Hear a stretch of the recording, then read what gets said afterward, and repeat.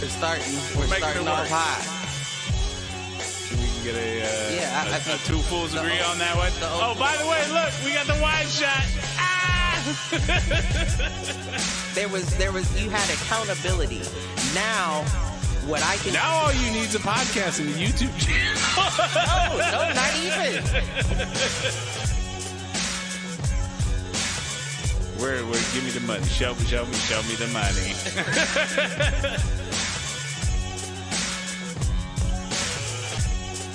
Apparently there's a fool page.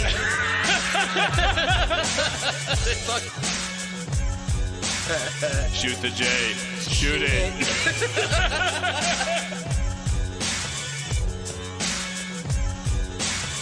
Live on Facebook.com/Foolproof Entertainment Network. I need you on Twitter. I need you to repost the Facebook pages. To raise a human before I would Trust human to raise back wolves. before I would trust a pack of humans to raise a wolf. Right. I hear you.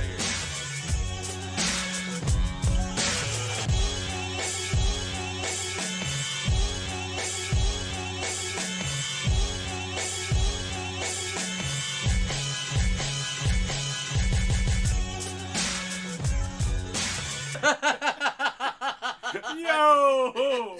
What up, fools? Welcome back to another Friday night edition of Do Fools Agree. I am your host, at the Geeky Coach, Michael Reggie, as always here with my main man, Clifford Jordan Jennings. What's going on, sir? Another one down. Another one. Just making it through. Another one bites the dust. Another one bites the dust. Right? No, I'm with you. And this was a weird week. I don't know. Do you get Veterans Day off? Mm-mm. So we got Veterans Day off. It didn't feel like a day off. Nah, no. But Why, did you have to answer emails and bullshit? it wasn't even that. It was Andrew had school. So I still had virtual schooling shit to deal with. And then, because it was a virtual day, he had friends over in the afternoon. It was like, all right, well. Nah, they worked us. it didn't pan out. I will tell you, somebody said it perfectly. This was the inadvertent thought of the week. It was not mine. It was, when you got a holiday in the middle of the week like that, all you end up with is 2 Mondays, man. And the 2 Fridays ain't worth it. I'll take it. I'll take the day off. And all I kept thinking was, they send out that cheesy ass thank you to all the Everybody veterans. does, yeah. And thank you to all the veterans. I agree. We'll have one joining us here in a little bit. Right. And thank you for your service. But they send that cheesy ass email out like thanking to all the veterans reading this email. And I'm like, God damn it, at least thank them with a day off. Day off. Like, God Right. damn. Right. They gotta read this email like, oh, thank but I'm you. still here. Right. Like, this shit crazy. But you know how I go. Yeah, man. You know how I go. It's true. At least we ain't building phones in China. We're not? Wait. Oh, you mean actually being the ones building the phones in China. Right. I thought you just meant generally. I'm like, isn't that where all phones are made? I wasn't tracking. Mm-hmm. Well, it got called about 8 hours after we signed off last week. President-elect Joe Biden. Yeah. So we got that going on. Trump refusing to do any kind of transition stuff.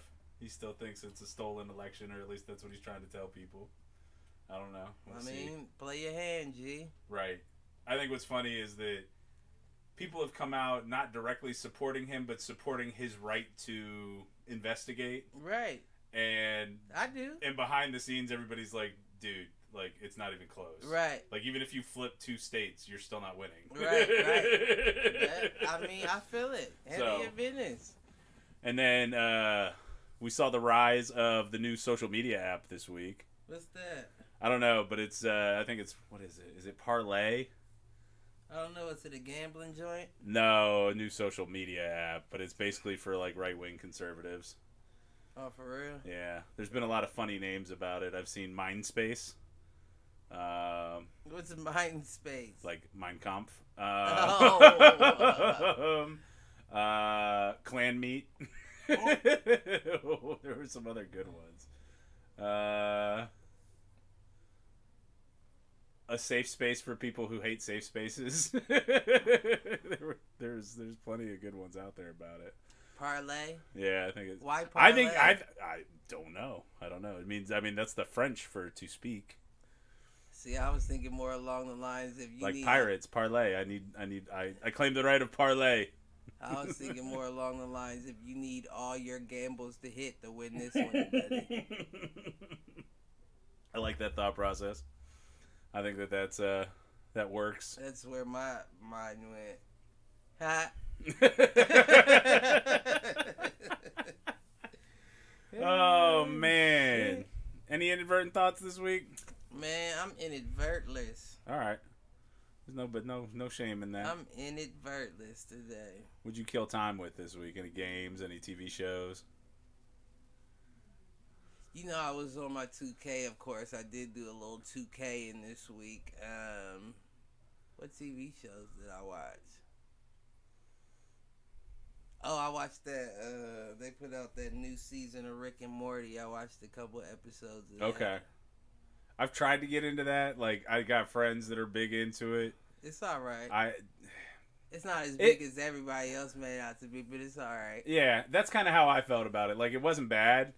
I laughed here and there, but it wasn't something that I'm going out of my way to watch, especially when I've only got so much time to watch shit like that where I can watch my own shit. I'm just not big into cartoons. Like, I hear you. Even if it's a cartoon that I'm interested in, it's not going. I'm probably not going. Well, and I think my big cartoon of the moment is it's the Lower Decks on CBS All Access. It's a Star Trek animated show. But it's fucking much. But it's done in like the style of Family Guy. Oh, okay. So the animation looks like Family Guy, and it's like off the wall shit. And it's meant to be funny. Okay. And so the nerd in me, it's funny shit. I think it's hilarious. A lot of diehard Star Trek fans hate it because it's, you know, it makes light of Star Trek, which I actually like. I like poking fun at the shit I love. Right. Like, I can make fun of Star Wars. I can make fun of Star Trek. This shit doesn't bother me. How can you? If you couldn't, I'd think you were insane. Right. So I think that's been a good one. We're still watching that Renee Zellweger series. What's that? One I talked about last week. What is it? It's like an indecent proposal thing. Oh yeah, you did say that. I don't know that it got any better. Did she pry it out of him yet? No, but how many more times did she ask since we last spoke? So we've watched 5 episodes. She only asked for another 2 episodes, and now she's almost swung the pendulum the other way, where she's like, I think she's more on the financier's side than on her husband's. So we'll leave it at that. But it's Did he ever get a piece? Huh? Did he ever get a piece of the business? No. He actually robbed the business for another piece of the storyline, so I won't ruin it. But it's got some interesting stuff. I don't know if our viewers, but you're not gonna ruin it. Well, that's who I'm looking out for, Cliff. As always, I'm looking out for our viewers. He might as well have robbed that motherfucker. What else did he get out of it? Some bloody knuckles, some boxing, some bloody knuckles. Oh man. And then Mandalorian's been good. The Baby Yoda child. Mm-hmm. That's been pretty solid so far. Yes, although it's felt like filler episode. This past one was kind of a filler one. There was a new episode that dropped today. I haven't had a chance to watch this week, but the last episode was him escorting this like lizard humanoid thing to a new planet because she needed to take this tank full of her eggs to someone else to a different planet, and the Baby Yoda keeps popping open the tank and eating the eggs. So that was pretty good, but I haven't watched this week's episode, so we'll see. And then still trying. I like that Star Trek Discovery, man. I'm still getting caught up there, but that's another good one, and that's kind of where we've been at. Who's braiding her hair? I agree. Who's braiding her hair? So I don't know, man. You want to get into this Assassin's Creed review? It's Valhalla. Valhalla. So Valhalla, Cliff got to come over and play a little bit of it today. I'm about 6-7 hours in. You know, the game starts off in your typical Assassin's Creed fashion, right? There's usually some intro story that like gets you to a certain point before you actually can get to the open world. Basically. Yeah, I saw that. It's much more guided. So I beat that part. You jumped in the open world section. Mm-hmm. But it starts off in an interesting way. I think it's a unique start. They all have their own tragic entries, right? Like every protagonist in the Assassin's Creed line has something that drove them to this life other than, I don't know, I feel like Ezio was probably the only one that was kind of in it by free will. Everybody else like fell into it or was manipulated into it. Well, I don't think he was free will. Ezio wasn't? Well, I mean, he did choose the path, but wasn't his grandfather... Is that what it was? I can't remember. I think his grandfather was the one that left him the suit. Gotcha. So he was kind of birthed into it. His father? It might have been his father, because I think they hung his father, his brother, his mother. But I think the flip side of it is, I think was that the last time? That was in Revelations. I don't know. Syndicate, you were already an assassin at that point, too. Yeah, that's the only one I didn't play. Yeah. I think that this one, you start off as just kind of a Viking, and the Brotherhood is introduced in kind of it's a slick way. Okay. Like, you are... I'm still gonna get it just for my Assassin's Creed fandom. Yeah. Well, and I think you'll like it from the Valhalla, and I'm curious to get your takes on the gameplay here in a minute, but I think it starts off in a good way. I think you buy into the character. I will tell you when you're still in Norway before you make it to England, so you were playing in England, the names and stuff, like if you need to look something up, is a pain in the ass. Because it's all like, Hergenfagen. That's probably what's up, though. Main character's name's Eivor. It can be a male or a female. You kind of get to make that choice. Or it can be both, right? Yeah. Like that. Or yes, you can switch. So that was the other big thing that they've talked about with this game. Not both like a transgendered, but... No, but you can flip between either sex like throughout the game. Right. With just like a cosmetic switch or something. By the way, Uncle Dan has the answer to your who's braiding her hair in space, and its replicators have a weave and braid function. like a machine? Yeah, it's all technology. Thought that was a good answer. The future, huh? The D&D answer would be a wizard does it. I imagine there was some sort of robot involved. Right. Some sort of mechanics. But jumping back to Valhalla, I think that it's a good entry in the franchise. I personally felt like the attachment to the character. I will want to keep playing this. One of the big things that you get into as you get into the kind of the open world section of the game is your people leave Norway because of events that happen there. You end up in England. You start your own, basically, colony. Mm-hmm. And part of the mechanics there is that you have to build up your new town. And I like that shit. I like the base building concepts. I liked it in Fallout. I think Ezio, you had to do it too. Didn't you have like a manor or something that you had to upgrade and that kind of stuff? I think, yeah, I think so. I think it was him. I feel like it was one of the early ones. It was either him or it was the Brotherhood one. Okay. It might have been that one. It just feels like pretty much everyone since then has been a little more nomadic. But see, that's what I know you talked about the gameplay. Those are the ones that I liked more. The ones where you could... Like, everything was just so fluent. It was just like, you know what I mean? Like, back in the day, especially the fighting style, it was just seamless. It was counter and...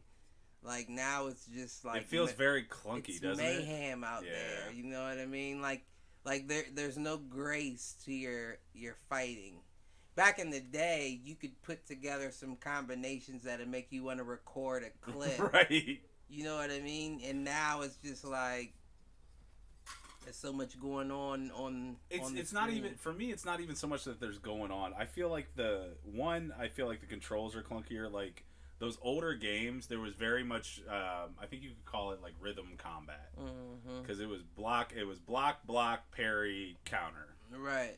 Like these, I'm with you in terms of mayhem. The controls just feel clunky. Like even the animations of how the main character like swings their axe and shit just seems like it's choppy. And maybe that's something that'll get better as they do patches and upgrades and that kind of stuff. But right now it feels pretty choppy to me. No, I don't think that'll ever change. No. The thing that would drive me to it would be the storyline and the era. Yep. And I definitely think it delivers on that front. Like I think it delivers where you expect Assassin's Creed to deliver from a storyline, from an environment, from a character building standpoint. And that's where my combat's kind of like meh. Right. That's where my intrigue comes into those, like you said, like how they introduce the Assassin's Creed Brotherhood to the Vikings. Like I feel like that's interesting. That was the whole reason why I did the Egypt one, the Odyssey. That's where they switched it over to that weird way. And even though I didn't like it, I still kind of stuck with it for a little bit. And then I just fell off after a while. Like, it's just you're talking not for me. Origins. Yeah, Origins. That's what I meant. Odyssey's the Greek one that I just finished up. That's another thing. Who the fuck marketed that? Which one? Campaign. Either or. Yeah. Like, okay, you could start with the Origins. That makes sense. Then you just went to Odyssey. Like, switch it up, son. Like, yeah. Well, going to the Greek world, especially after you spent so much time in the Roman world, I'm with you. Like, even though the O's, motherfuckers don't know what you're talking about. How many kids were disappointed on Christmas when they were like, "Ma, know the fucking Roman one. I don't want to play this black wrong. shit." Damn. This is old. Oh man. No, I mean, yes, you're right. I think the flip side of that is that I think that they do kind of venture from the formula. I think Origins. I didn't play Origins, so I understand it was in Egypt. Did it feel different, like from a storyline perspective? I'm not even talking about gameplay. From a storyline and a concept perspective, did that feel different playing with probably more, I don't know, person of color, more black feeling character? Like I didn't see the game, but I know that was kind of what it was lauded for, what it was praised for. No, I don't even remember the storylines. Okay, so that kind of tells you it wasn't memorable. Now they had that one that they made that didn't really do much because they made it right as they were switching from, I think, well, right before they switched from Xbox One to or 360 to One, that Liberty, that one was about the black girl slave. Okay, I don't remember that one. That one was interesting. That one they didn't even really promote like that because it just kind of got caught in the I don't know what console it was, generation but she switch. was like she was either a slave or the daughter of a slave. And it was right around the Civil War times, and she was an assassin. Through that one was kind of live, and it was the last one they made that I believe they made that had the old play style. Oh, gotcha. The rhythm combat. Gotcha. I think the other thing I liked about those older ones is the parkour element felt more natural in that. Right. This one feels more choppy too. Like, right. That's another thing. Yeah. But, again, I think it delivers on the storyline elements. I think it's a little weak in the gameplay, but that's kind of how I feel about most major release titles these days. It's like Star Wars. I was gonna actually compare it more to, like, the Call of Duties and the Maddens of the world. Like, you've done them so often that how the gameplay gets worse every year, I'm not sure, like, why that's a thing. I was just more so thinking like, yeah, these are all right, but it's not George Lucas. I hear you. You know what I mean? Well, and I think it too depends on like what's your interest in that time period too. Right. Like that's why I think you're gonna like this one. No, I mean I figured that's why I figured I'd like Odyssey because I like the 300 and all that shit, but Right. that just it was I don't know, they all just leave me wanting. I haven't played an Assassin's Creed in a while that really made me feel like I love this game. And I don't know that this one will make you love it. I think this one is good enough to keep your interest for a little while. And I think the idea of the ownership of being able to have like a colony that you're building up, like one of the things that I just wrapped up before you took over in that game was basically I went and I had to find a new ally. And so I found another set of Norsemen that had been kind of kicked out of the village they had started, and we had to help them retake it, and now they're an ally for my village. Right. So like it almost adds like an element of strategy to it. I'm curious to see how that pays off in the game. But could you have chose not to do that? Yes, you could have. So you could choose who not to, and then I'm actually in a part right now that I think is either going to seal it or ruin it in terms of whether or not I actually get to keep them as an ally. Because there's a side mission where it's like I have to suss out a traitor. And from what I've read, like if you choose wrong, they're not your ally. So there's elements like that I find interesting that are very almost like role-playing game-like, which makes it even more interesting for me because that's intriguing. That's definitely intriguing. So I like it when they do kind of the almost genre bending and like bring multiple genres into one game. Almost like some LA Noir shit. LA Noir, what's the other one? Even the Ancestors Legacy, like the strategic element of that game that you showed me, like that it's I think that there's elements of that in this too. And then I will tell you the other fun thing is there's some good mini games. Like Assassin's Creed always I feel like has some sort of mini game to it. But, like, there's drinking contests that you can do to, like, win renown in the town, which is great because it's Vikings, right? Like, you have to drink 3 horns faster than your opponent. Right. There's a dice game that is kind of I thought D&D you were like. saying that they brought back... It wouldn't even matter if they did bring back online with Assassin's Creed. This version couldn't do it. What do you mean? Did you ever the play... multiplayer? Right. We did a couple missions together back in the day. Well, no, like the actual like Call of Duty multiplayer. You never played any of those? I think. Like just regular Call of Duty, like deathmatch type shit? Right, but it was the Assassin's Creed version. Oh, no. I don't think I did that. Okay. Yeah, so the last one they did that on was... They used to have it back in like Ezio's and shit. I think Revelations... I think I remember that where like you basically could blend into the crowd and like it was just like playing the normal game, right? But you had targets that were your were live people, right? Okay, yeah. I do barely remember that. That would be sweet. I miss that. I love that. Yeah. That game, I actually loved that. Like I used to play that more than Call of Duty, and then like you said, like. They took it out and then they switched it up. And I knew when they took it out, something funny was going on. Yeah. I didn't know what was happening. And then when they switched it up, I said, oh, that makes sense. But now that they have a new console, you should be able to fit that in with the game. It's not even like the games are hella long anymore. It's a choice. I mean, I'm with you. Well, and to that point, I don't think you have like the traditional assassin. Like I don't feel like the last couple of games like you actually are assassinating people. It's almost all like brutal combat and then just get to the kill. Like yes, there are some points where there's some assassination element, but it's not like it was in the first. Like the first couple of games, it was not a fighting game. It was a stealth game. Right. And now it's very much a fighting game. You used to be able to hang motherfuckers. Right. Like throw the rope down on them from a tree above and hop down and walk away. Completely with you. That shit used to be live, man. It did. And again, I'm kind of with you in the sense that I feel like it took a couple of steps back. It's not Assassin's Creed anymore. I think it's continued. Just agreed. They're just rocking off the name. Right. It's almost like Jordans. It's like the original Jordans, and then you got the Carmelo Jordans and the Chris Paul Jordans and the Russell Westbrook Jordans.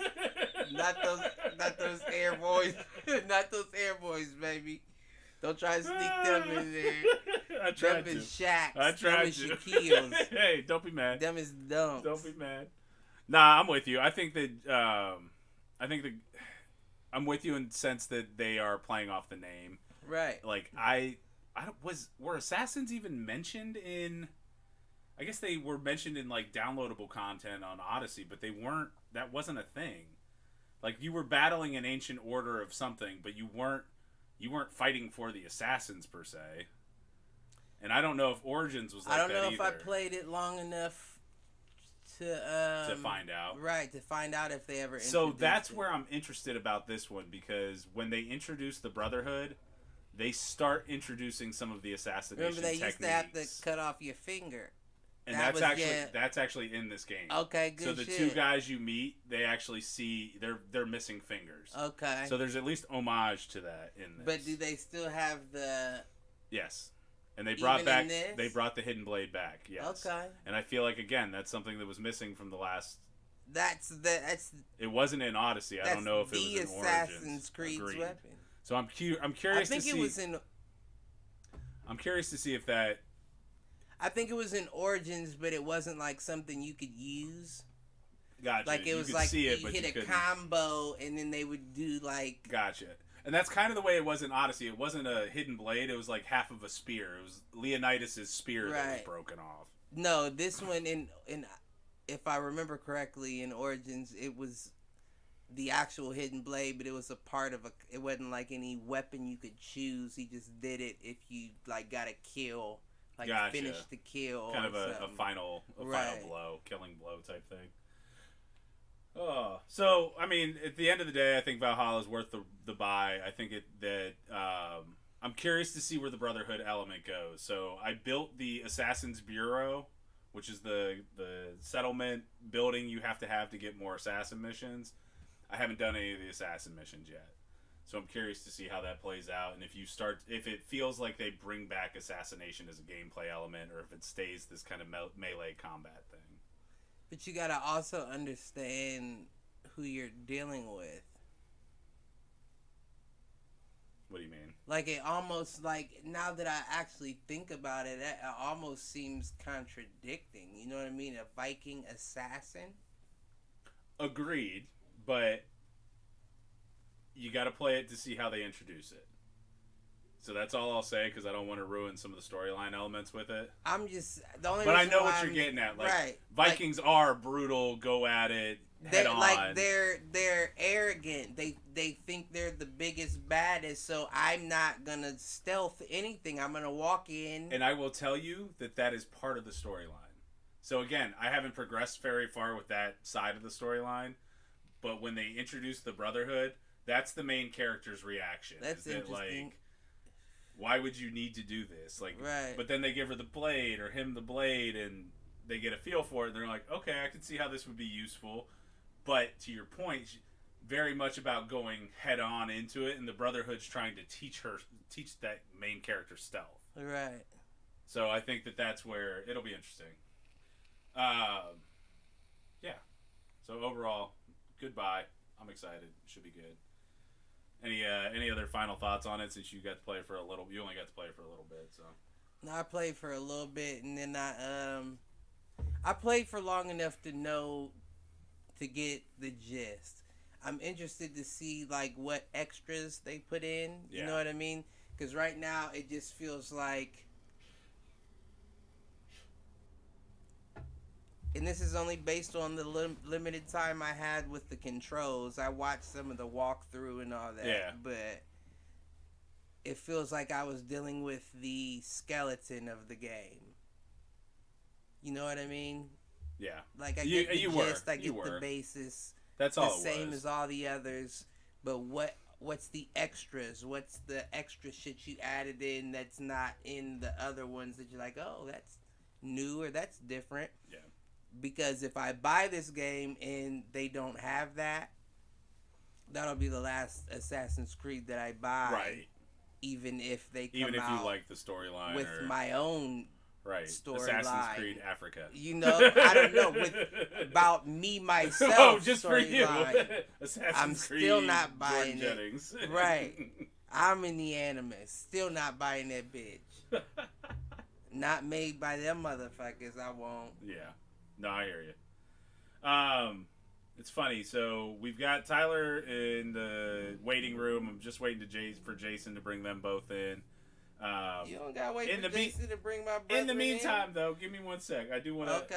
I've got a call in. I've got a call in discussion topic, and can you do that? Actually, you know what? I've got both. We've got them both, so we'll bring them in. We'll make them part of this discussion. Okay. Let's see. Can we do that? Can we do call-ins? I mean, we can do the Zoom call-ins. We've kind of had our food truck edition, right? And somebody could dial in with just audio, but I think that I'm not sure this person wants to be on specifically. I think they want to have their question answered. So let's see. I'm gonna bring Tyler and Jason in. Oh, and R.I.P. Mo 3. Just more. Huh? Mo 3. That's another one Texas, after the last. Yeah, it keeps going, doesn't it? Wasn't there one last week too? Yeah, the different situations. Okay. But same world. Same stuff. All right. We'll give them a second to finish joining, and then we'll get the we'll get them added to the Zoom here. Ask to unmute. We ain't had no audio issues this week, huh? Not so far. Uh-oh, there he is. Mr. Ryan. There he is. We got one. What's going on? For Tyler. Good evening. Oh, boy. Uh-oh, there's my guy. Happy belated Veterans Day, sir. I had to turn you down. You're blowing up my eardrums. Yeah, I know they're already torn up from the war, and you're blowing them up with your laugh. Give me 1 second. I was about to say, I'm just kidding. Your volume seems like it's peaking out, T. No, it's good. How you guys been? You're doing all right. I'm good. I'm good. Does it sound okay, Reg? Yeah, it's not bad. I'm still adjusting a little bit, but it's not bad. Jason, give me one quick. Just, hey, what's going on? Let me try something. Hello there. There we go. Hello Got me? there. Hello. Was that the Obi-Wan? That sounded like the Obi-Wan. Hello there. There you are. You got it. So what's this topic, sir, before we get into it? I know we want to jump into the NFL discussion, but there was a text message that someone is looking for a few gentlemen's opinions on. I think you came to the wrong right. spot for that. So there's a young woman out there. Young is probably being generous. Sorry. That's fair. What's too soon to have oral sex? You're getting us into Jay. What's too soon to have oral sex intercourse? Like, a guy's gonna say this girl's a slut, and I'm not that interested, but I'll string her along in case she wants to put out. So what's that time frame, Mr. Jennings? What is your take? Oral sex. If you're a lady, you can't do it until after you have real sex. Oh, is that what it is? So regular sex has to come before oral. Has to come. You know, I haven't before. dated in 10 years now, so. Well, that's what I'm saying. If you're a lady, because the way I see it is, you're not gonna suck. Let me stop. Well, let me not put it like that. You're not gonna give fellatio to somebody that doesn't give good dick. I hear you. I think that's at least you shouldn't, because that's a waste of mouth right there. So at least, but that still doesn't get down to the timing question. I think the question is the timing, like when to give it up but not be a slut is kind of the question on the table. Now, see, that's where I threw you that's a double-sided card I gave you right there, because if. What's T showing us? Is that a chart? Is that a chart of the times? The rest of the schedule. I'm showing it to Jason, but I'm listening. Keep going. Oh, okay. That's a double-sided card because Jump in, T. I don't know that I can have an opinion on this. Yo, you can have it. See, here's the thing. The only one not in a committed relationship right now is Cliff, what I right? hear these days, there's not much rules with the kid. That's true. Listen, there definitely aren't much rules. I'm just thinking from my perspective, me not looking at you like, because she said to not be looked at like a slut, right? Right, that's her concern. So my whole thing she wants to be taken seriously. Even if your goal was to give fellatio only, like that's the only thing you wanted to do, at least if you give up the butt first, you can say you got lost in the passion and that's why you gave the fellatio. Okay. You feel what I'm saying? But if you just come out the gate... I hear you, but this goes back to that's not answering the question. So... Uncle Dan chiming in with 1 hour. Wait, is this from meat? He needs a year. We need a year. Listen, I'm just saying. I will tell you that this is a caller from Buffalo, so maybe that answers who this is for you. No. Makes sense. We have a hat. Oh. Does that answer? Does that tell you who this is? Does that change your answer? Are they calling looking for legal advice? I hope not legal advice with us. But she's been on the show before, so she's asking questions. Oh, okay. So that's why she wanted our that's a opinion. shoot. She respects our opinion. Oh. My official response is 18. I mean, that's always an acceptable response. At least it should be. Right. I was just planning on pretending like my screen froze. Right. Well. I'm stuck. I can't see.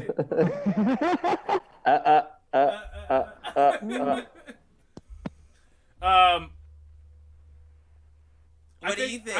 I think it's a matter of how many times. I think it's a matter of how many times you've seen this person. But if you're seeing them more than, let's say, once or twice a week, if you're seeing them once or twice a week, personally, I would say 3 weeks, 4 weeks.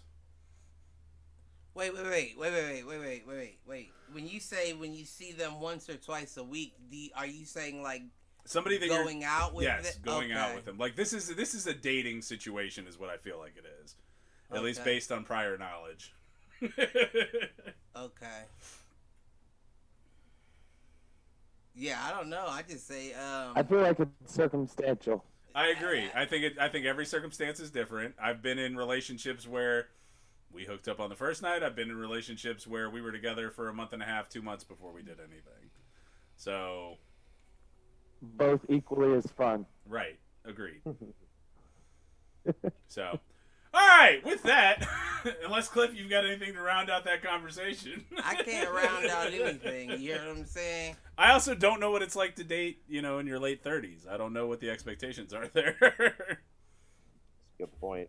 It's all the same when you're dating younger. Right. I mean, honestly, when I was younger, when I was in my 20s, it was. Wait, I mean, either we're doing this or we not. Right? Like, is that an excuse? Like you are now, bitch, you're sucking dick in your 30s after an hour and a half. What's going on? I'm gonna let you address that with her the next time she's on the show. So, hope that helped. I'll do that off air. Green Party from Buffalo. With all that being said, and with a great transition to the Buffalo Bills in the NFL, I just want to call out the Bills' best record out of all of our teams right now. Right? Is that a true statement? It's 7-2. Is that what we are? I think it's 7-2. Yeah, sadly. Wins, then yeah, you're sitting on top. What'd you say? What'd you say, Jason? If you got 7 wins, then yeah, you're all right. Good you're deal. the best out of anyone sitting here for sure. See, there we go. Yeah, we're 5-3, I believe. Bills top of the NFL right now, next to the Steelers. It's all right though. That's all right. Cause y'all gonna. We tried to lose to the Patriots. That was my most favorite one recently. Cause y'all gonna have to come through us. I said it right now. We taking out the Bucks. Y'all gonna have to come through us to get there.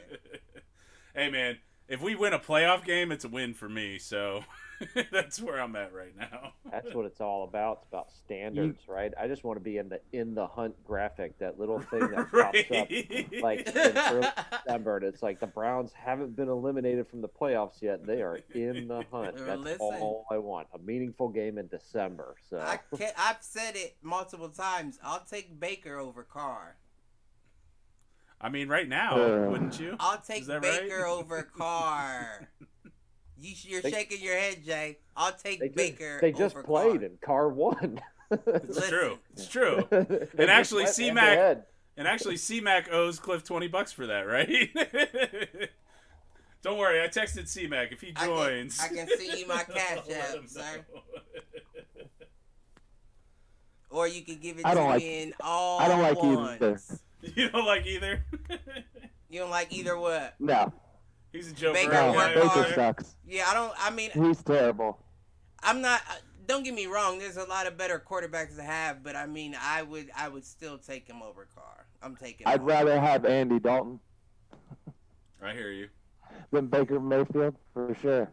I can see. But isn't he hurt right now? Isn't Dalton hurt? Yeah, he got smoked by that guy from God, who was it? It was a dirty hit too. Probably the Steelers. I'm gonna guess the Steelers because that's right. what they do. That's how they roll. Yeah, smoked him and blew his helmet off. Everything. What is it? Concussion protocol? Yeah, I'm sure. Or was it more than that? No, it was a bad one. I mean, they almost had to cart him off. Literally, had guys walking him off. He went to slide feet first, and the guy came in. Yeah, he did. Poor old Andy. Poor old Raggedy Andy. Raggedy Andy. Dang. Yeah, he didn't catch a break. But the Cowboys' offensive line might be worse than the Bengals at this point. Hell, I don't know. Last year the Bengals' offensive line looked like studs, and then but Burrow's got the most sacks given up on the year, 28, I think, or 29. Okay. They're not great, but they had a good game. I was about to say you can't count Dak though. So what do you think, Jay? I got 2 wins here. We got Pittsburgh this weekend. L. Yeah, L. The Washington football team, I think, is a potential for a win. Just depends on how unscathed you come out of this weekend, right? I mean, if Burrow goes down this weekend against the Steelers, then that W at Washington is no longer on the table or no longer a given. Can we set up the context for this real quick? I'm trying to remember. Was the bet getting to 500 or surpassing 500? No, I thought it was getting to 500. Or was it just getting past 7 wins? Was it 7 the number? I believe so. All right. I think you're right. I think it was 7 was the number. I don't think it was 8. I think it was 7. I think you're right. It was basically getting to 500 was the bet. Right. That's what I thought. I think you're right. It's recorded. Right. We can go back. Roll the tape. Right. Where's our Jamie? Listen. Yeah, we definitely need Jamie for sure. All right. So we'll assume that was the bet. I'm pretty sure that was the bet. I know I've sent the link out a couple of times, just every time I see a Bengals score pop up. Right. Yeah, I screenshotted it, but I can't find it in my photos that quickly. Nope, where'd he go? Did we lose him? Yeah, we'll give him a sec. There he is. Probably have to invite him back.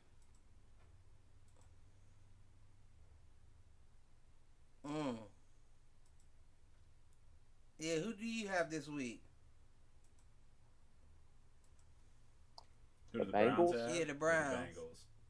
You're a Browns fan, right? I'm a That's Browns what I thought. fan. Yep. I couldn't even tell you. That's how good a fan he is, see? Yep. Brownies got we got the Texans. Okay. Sunday at 1. All right. That's a toss.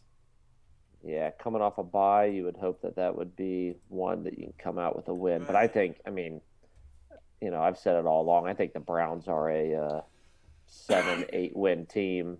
So sitting at 5, I think they're just bolstered by playing a pretty weak schedule. You know, Right. I mean, you look back at some of those wins. Everyone thought they were world beaters after they beat Dallas, but that win doesn't look so good anymore. Right. You know, beat Washington. I'd say the one good win on the record is Indy. I think that was a good win. That was solid. But then, you know, the Raiders loss. I don't know. After watching that game, I think I would be in the Derek Carr camp over Baker Mayfield. Oh, I don't like him. I don't think either of them are going to lead a team to a Super Bowl. But I mean, neither one of them are Josh Allen. Upside. So right. You know, throwing for 450 yards. Josh Allen is trucking dudes. Just running motherfuckers over. Tebow 2.0. Except he's good. That's the 2.0. Josh Jim Kelly Allen. I didn't say the second coming of. I said Tim Tebow 2.0. I got you. That's who he is. That's who he is, but he ain't step outside of that motherfucking backfield with silver and black on his ass. No, he did not. And he's actually gotten better. He has. I said we was gonna hurt him too. He's done less and less of it. Mm-hmm. He does it when it counts, though. Like he does it for scores pretty frequently. Oh no, I respect him. I respect him as a quarterback. And you know, He's doing his Diggs, thing as a Beasley. young That's a good setup. He's doing his thing. I wish we'd stop running Singletary. We'd start using Moss more, but. All right, so let's get back to this Bengals bet. So, who do the Bengals? What's the schedule we got going on? Sorry, I got us out on a tangent, and then T dropped out, and let's bring it back. Bring it back around. So you sitting at two wins. Got to get to 7 for a push, 8 for a win. So that means you got to go 5-3, 6-2 in this back 8, right? And the games that really, really screwed the Bengals are the Philly tie, right? That was one you left on the table. Yeah. Really, the Indianapolis game, right? Blew a huge lead in that game. 21-point lead. So, you know, could be at 4. But you're not. but they're not.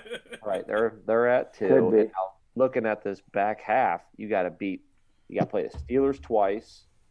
Right, you got to go to Miami, which you got to play the Ravens. Not terrible. Right, not horrible. Not terrible. Yes, Giants, winnable. That's a winnable. And Washington, then the winnable games are Dallas, Giants, Houston. Washington, and the Texans.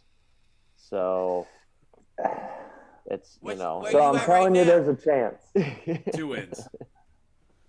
I think 2. You know 3 what wins. though? I can see Burrows kicking it up in the back half. Yeah. I can see him getting comfortable. Kind of like Baker did. Right, I can see him getting comfortable and kicking it up in the back half.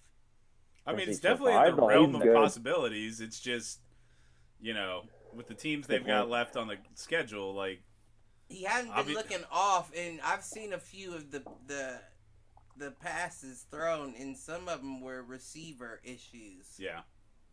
Route running and But that's kind of what I mean though, is that it's not just about him, right? Right. Like, you know, you got to have a defense that comes to play, etc. I mean, the I'm fact that they're worried going about the against offensive line. Like, is he going to survive the Right. back half? I mean, this dude's taking some shots. yeah. And that's what I was saying about Yeah, I guess that. Washington's a winnable game. Next Sunday at Washington's winnable. If Burrow gets knocked out this Sunday against the Steelers, Game, set, you know what I mean? Right. game, So, blouses. I I don't think really see Burrows. I think we could all agree that the Steelers have probably the best defense in the AFC North. I mean, they're really, really good. So that's going to be tough on Burrow, no doubt. But I think the other games are winnable. I think the offensive line still sucks. They had a good game, but they'll suck again here real soon. Watt and those guys are just elite pass rushers, and we can't do anything about that. So, but I'm impressed with Burrow. As a Bengals fan, I couldn't be more excited. It's been a long time since we've had something to be excited about. And Trust me, I understand. I think Higgins is a really, really good. If you get pieces around him, you're gonna be all right. I can see you being very quickly back to the Carson Palmer years. If you get pieces. I like Jesse Bates. Listen. Where are you going? I don't know nothing about the Jesse Bates. That's not the dude that that hit him in the playoffs? No. That guy's he doesn't even play football anymore. Okay. You're talking about yeah. But I'm saying back then y'all had a shot. Yeah. In that 1 year that I'm thinking of, whoever hit him that gave him that hit kind of fucked y'all over for real. That's how the game's played. If I had to be honest, we never had a chance to win anything with Andy Dalton. Carson Palmer, we did. Carson Palmer was a really good quarterback. Yeah. I can't remember. And he got his knee blew up by Pittsburgh. That's right. Yeah, I can't remember who hit him. Kimo Van Olaffen. He was a former Bengal. For real? Hit him right in the knee. Ooh, Same thing happened. Well, maybe he was right. Yeah. Maybe he was justified for that hit. Maybe he was like, yep. I know After what that y'all year's did. when they made the rule. I can't listen. I can't. But I can see y'all. I can see y'all getting back there, especially with Burrows in the back. If y'all get a few pieces, all y'all need is a few pieces. Yeah. So Shrine, December. Jason, how good is I was gonna say how good. I just would like to get your coaching analysis of how well Sendejo has played this year. Oh my God, dude! I can't believe. How's that guy still on a roster? I don't understand how you can't find a free agent just like training on his own at some local high school. I didn't even know like, that hey, can we pay you like $500,000 to come in here and play safety? My God, he's horrible. He is terrible. I've never seen teams like deliberately go in and just attack somebody like they do him. One guy. Yeah, the same like guy. Like a hack-a-shack, but for football. Just abuse that man right there. Really? Him. Yeah, it's bad. But Shrine, what I was going to say is December 13th, the Cowboys visit the Bengals. Is Andy Dalton going to start that game for Dallas? And are you going to go and are you going to do the classy thing and stand up and cheer when he gets introduced? like the LeBron Miami back in Cleveland. I didn't even cheer for the guy when he was in Cincinnati. I never was a fan. You're going to buy tickets. It's going to be dirt cheap. Thing, right? Right. COVID will mean that you're the only one in the stands. It's true. Right. You and they think that Dalton was such a good quarterback. They really do. There's a select diehard series of fans that just would support him no matter what. And I tried to tell him for years that, look, this guy's never going to get us anywhere. Like, after I watched him scramble in the playoffs, he dove forward. No one touched him. The ball rolled out behind him, and the defense picked it up and ran it in. I thought, what the hell is this guy doing? Like, he's not making us any better, and this is the playoffs. Like, you can't make plays like that in the playoffs and expect to be good. I'm going to jump in here because that's exactly how I felt about Josh Allen at the end of the season last year in the playoff game. And now I'm like, I worship at the altar of Josh Allen. And all his racist remarks and everything. Fuck Josh Allen and Cole Beasley. Look, y'all got America's team, don't y'all? 5 years in a row, and we didn't win a single game. Right. Not a single game. 5 years in a row, not a single playoff win. That's no better than not making the playoffs. I think you're greedy. As a Bills fan who has been to the playoffs 3 times in the last 30 years. I think you should be happy with making it occasionally. That the Bills won in the last 20 years. What? The Bills haven't won a playoff game since Jim Kelly, so... The Bengals haven't won a playoff game in over 20 years. Over 20 years. Since Same the with late the Bills, 80s. bro.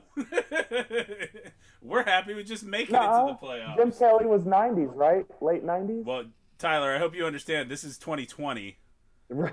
So the late 90s was 30 years ago. Now that the Bengals are going on. Yeah, that's just true. Dude, I hate to break it to you, bro.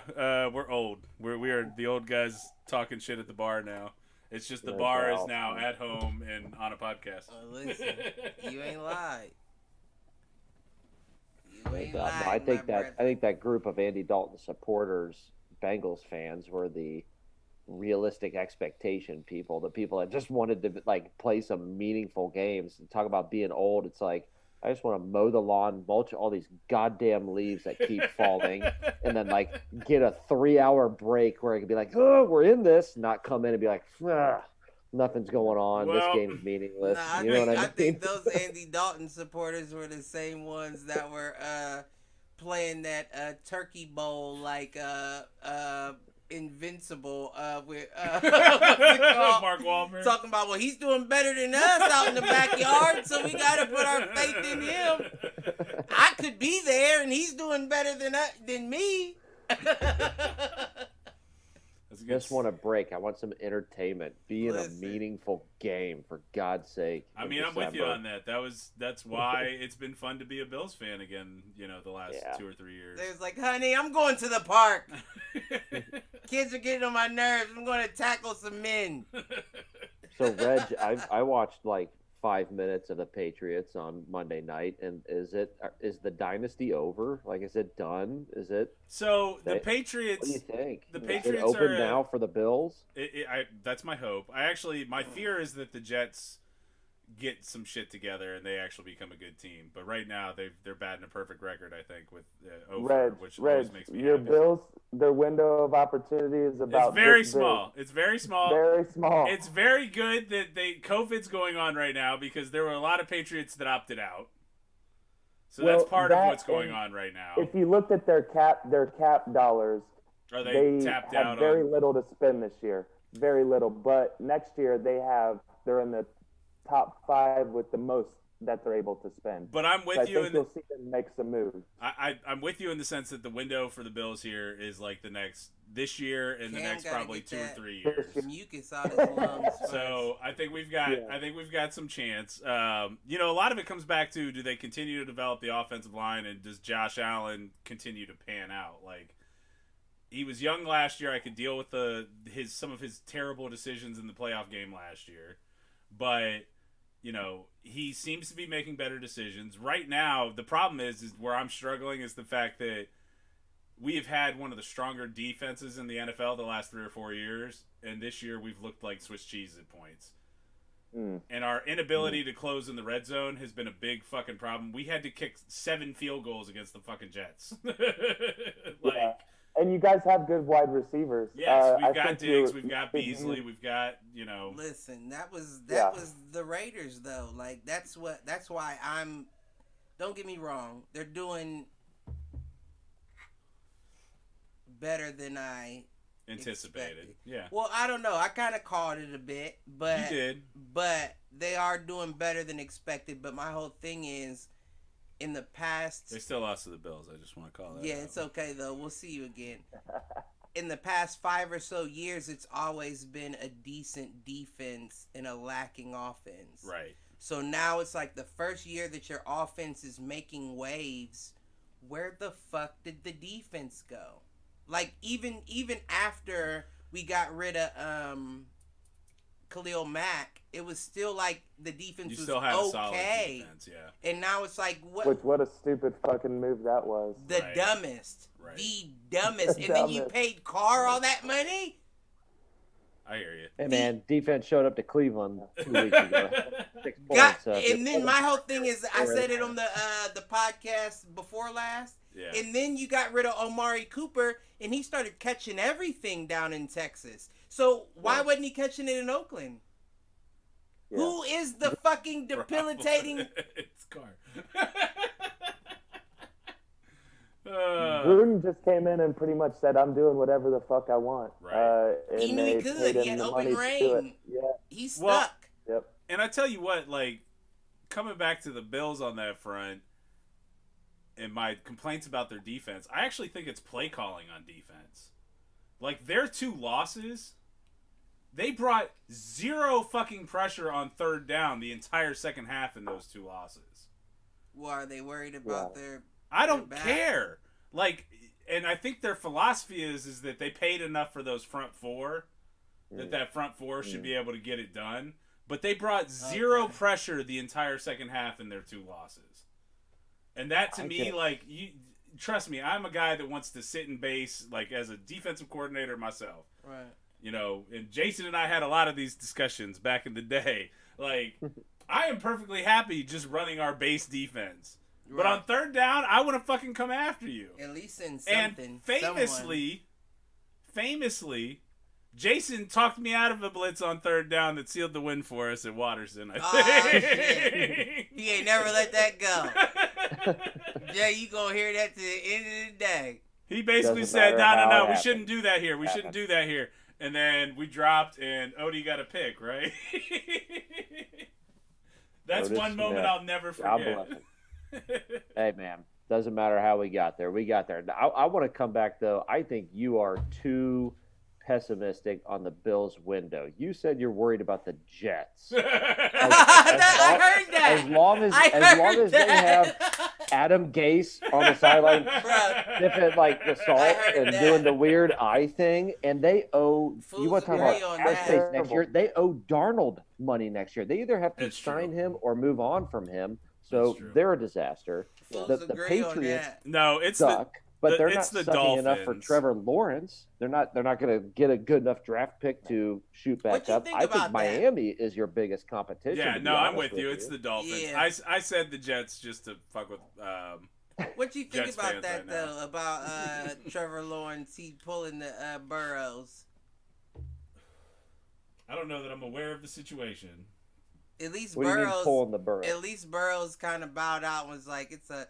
Trevor Lawrence is like, listen, if I'm going to the Jets, I'm staying another year. Oh, he pulled an Eli. I'm not coming out if I'm. He said, I'm not coming out this year if I'm going to the Jets. I mean, that's his right. Yeah.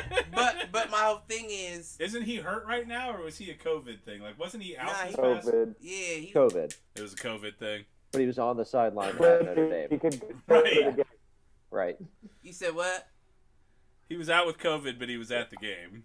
He was at the game. Yeah. and they fining coaches for pulling a mask down. That's where we're at. They fining coaches for pulling a mask down, but kid with COVID. Oh, I mean, the entire student body at Notre Dame got the finger wagged at them for rushing the field. So you got COVID. We'll give him pom poms. He can go out there and cheer. Man, I don't know if you guys have heard or not. But Maryland had an outbreak, and apparently they have had to cancel, which is why the Buckeyes are out. But I was reading on Twitter, Bobby Carpenter retweeted where they didn't test their positive test per protocol. So when you get a positive test, you're supposed to go in for a confirmation test and get tested again within 24 hours. Right. Apparently that never happened. So he could have been a false positive. For whatever. So are they doing? So my gut is the daily test or the multi times a week, or probably the PCR test, and then you have to go in and get confirmed with a basically a full blood workup. A rapid. Yeah, that makes sense. It's a rapid. Yeah, the second one is a rapid. Gotcha. I mean, I get it from a protocol standpoint. But I don't know. But that was the whole thing. Like, yeah. What I find amusing, go ahead. No, I was going to say, so like from a healthcare implementation standpoint, when you look at this stuff, and I work in a hospital, right? I don't know why the NCAA hasn't come across and said like, this is what we're going to do as like a unit, right? Like the SEC, you're going to do the same thing that the Big Ten's going to do. Right. If you guys want in, if you don't want in, we're not going to make you play this year, but give me the teams that we want in, and we're going to come up with a way to make this happen. Right. It's so easy. Right. What are we paying them all this money to administer our athletics if they're not administering our athletics? Right. Makes no sense. Right. Like ADs and for those big time schools make like ridiculous amounts of money. You know how many motherfuckers are collecting off of doing nothing right now? Right.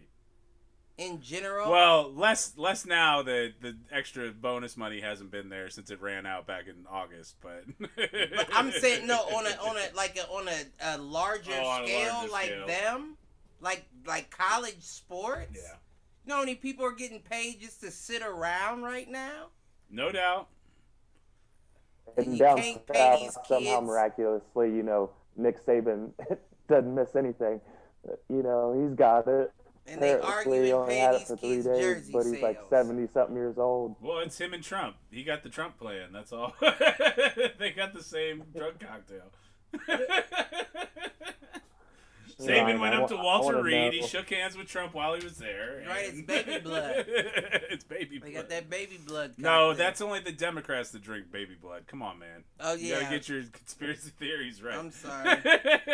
QAnon solved You going that down one. QAnon? Yeah, there you go. QAnon solved that bad boy. We know that.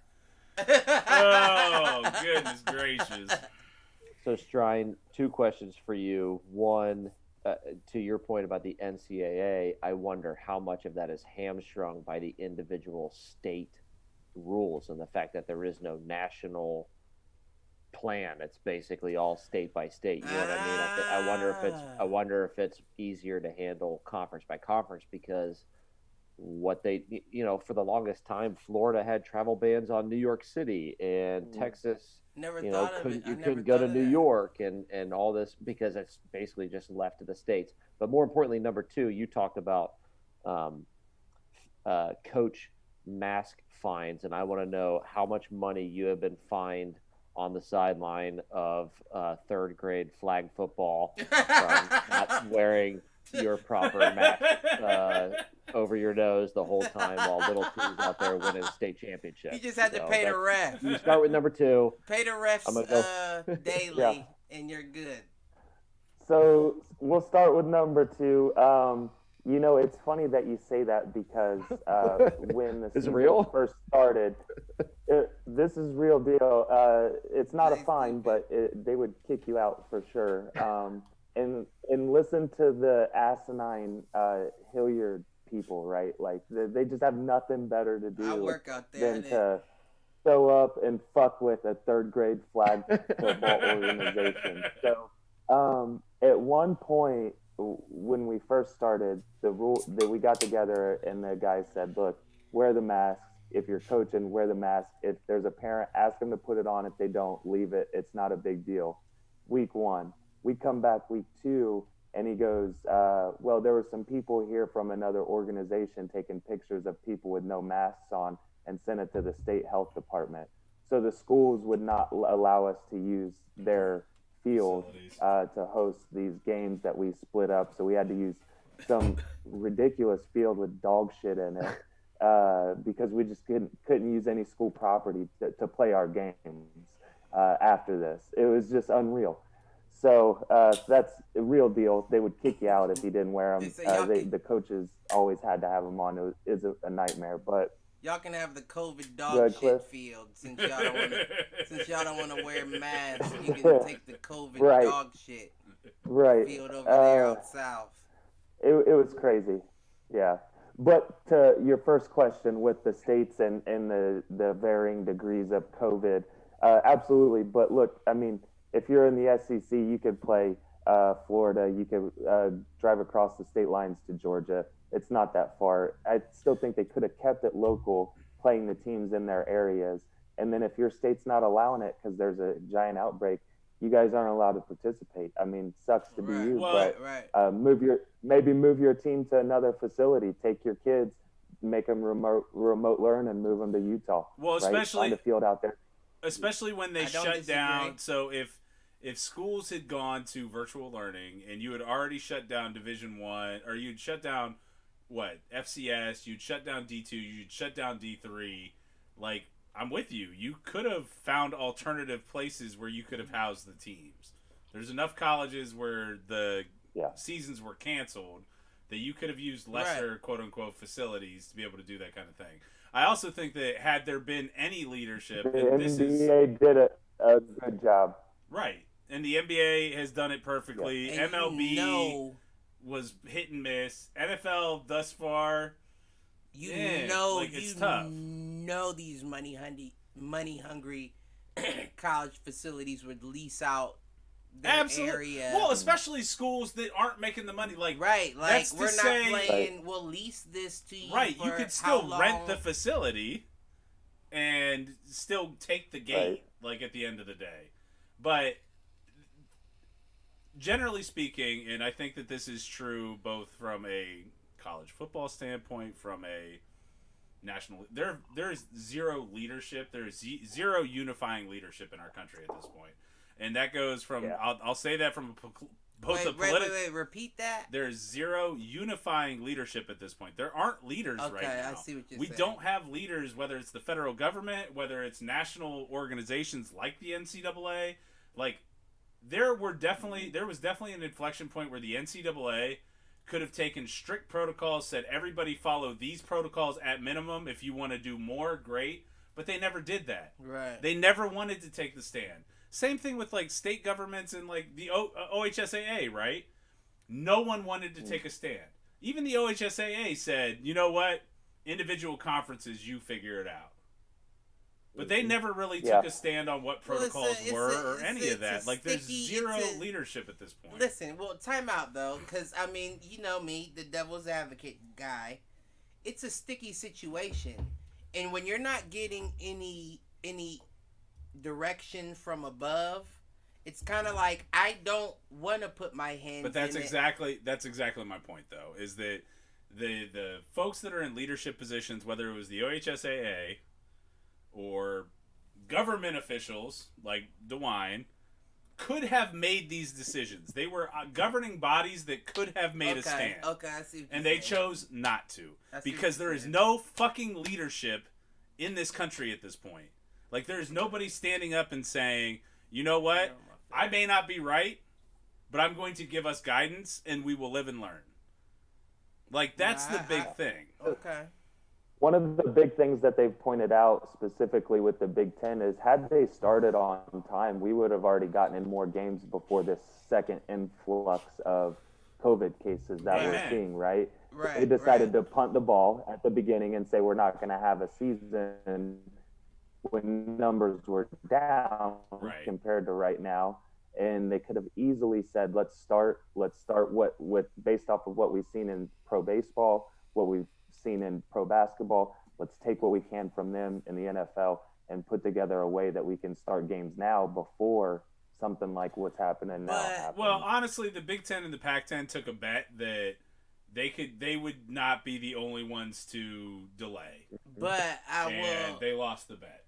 Is what happened. Well, I'll also say, playing devil's advocate, in order to start it how everybody wanted to start it, it would have been kind of right at the back end of that first wave. So it still would have been a gamble. I wouldn't say the first wave, way. The second wave in terms of when it spiked again during the summer, when it started. Right. Well, there was a brief spike in the summer. Yeah. Right. Like it would have either been started early or wait till after. Right. You know what I mean? So either way, it was kind of like they were fucked too. You know what I mean? No, and I'm not saying that there was a good answer, but there definitely was an opportunity for a group like the NCAA, for a group like the OHSAA, take whatever level you want, to step up and say, this is how we're going to approach this, this is what we're going to do, and if it fails, it fails, but here's our plan. I mean, the OHSAA kind of got there, but now we're at a point where it sounds like we're talking about state championship and state semifinal games being canceled. Listen, they should have. What the kids should have. How are you going to get to that point and then kind of say, all right, well, fuck it, there's cases spiking. What the kids should have did is got all together on an email chain and sent something to all of they sports directors saying, we're willing to sign saying that we don't care about COVID if you're willing to kick back some pay off of what you receive from us this year, since we're risking our lives. And I feel like that would have opened the door to other kids being able to make some money coming in after COVID. You know what I mean? I understand what you're getting at. You feel what I'm saying? Yeah. Like, this could have been the push basically what I'm saying is there were wasted opportunities with this along the way, and where we on both sides. You know, on both sides. Yeah. You gotta understand when you get an opening, you better take it. That's like a hole. Right. Hit that hole. Right. I couldn't agree with you more, Reggie. I mean, the buck stops here has become shit rolls downhill. Right. And CYA, cover your ass. Don't get sued. Right.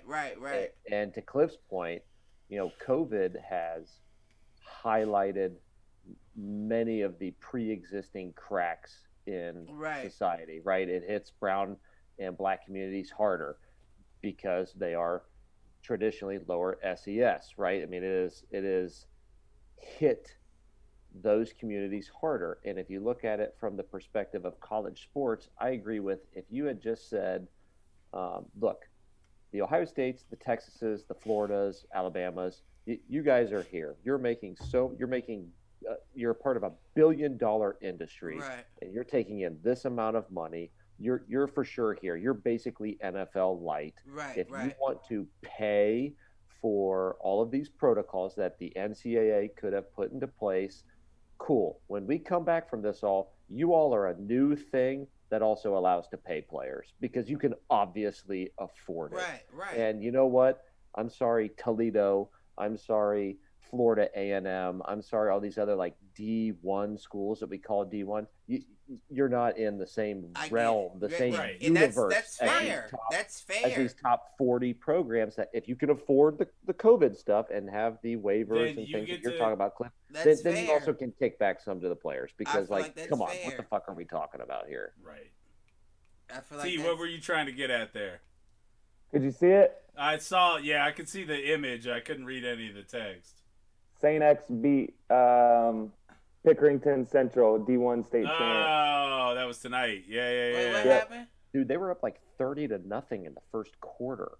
They talking about St. X What was the final? Over St. Xavier. It didn't say the score. OHSA just retweeted that picture. Which, by the way, no masks. Just throwing that out there. I just heard Pick Central's been a powerhouse for the past couple of years.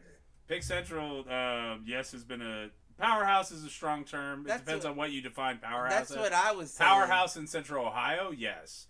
Powerhouse State, no. Okay. The Sales also won. Did the Sales we win? scrimmaged them.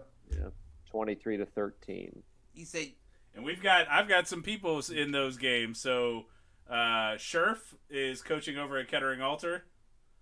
Huh? No way. Yeah. And then our boy Derek Harris coaches for DeSales. Oh, for real? Yeah. So shout out to D. Yep. So St. X was and up 44-3 podcast. at halftime. That was wow. the final. I seen. Wow. That's crazy. I'm sorry. So you were jumping. I wonder if Pick Central, because they had the one of the best players in the state. I wonder if some of those guys didn't play. I would imagine they would have played at this point in the season, but yeah, I don't imagine. I mean, one's going to Notre Dame. You said what about Notre Dame? It's hard to believe they get beat like that, though. No, one of the players from Pick Central is going to Notre Dame. He's one of the best players in the state. Styles. Really? At what position? Yeah. Wide receiver. Oh, that's even better. What's his last name? Yeah.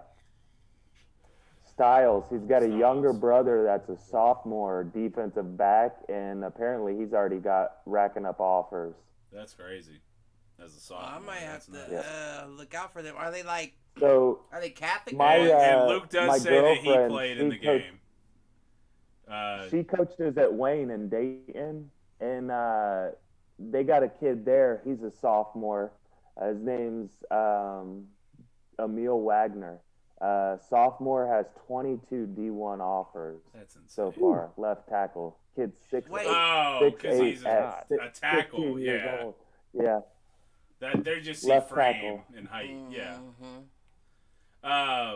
Luke's chiming in on the chat around St. X rolled through Pick Central through the air. Said they threw all over him.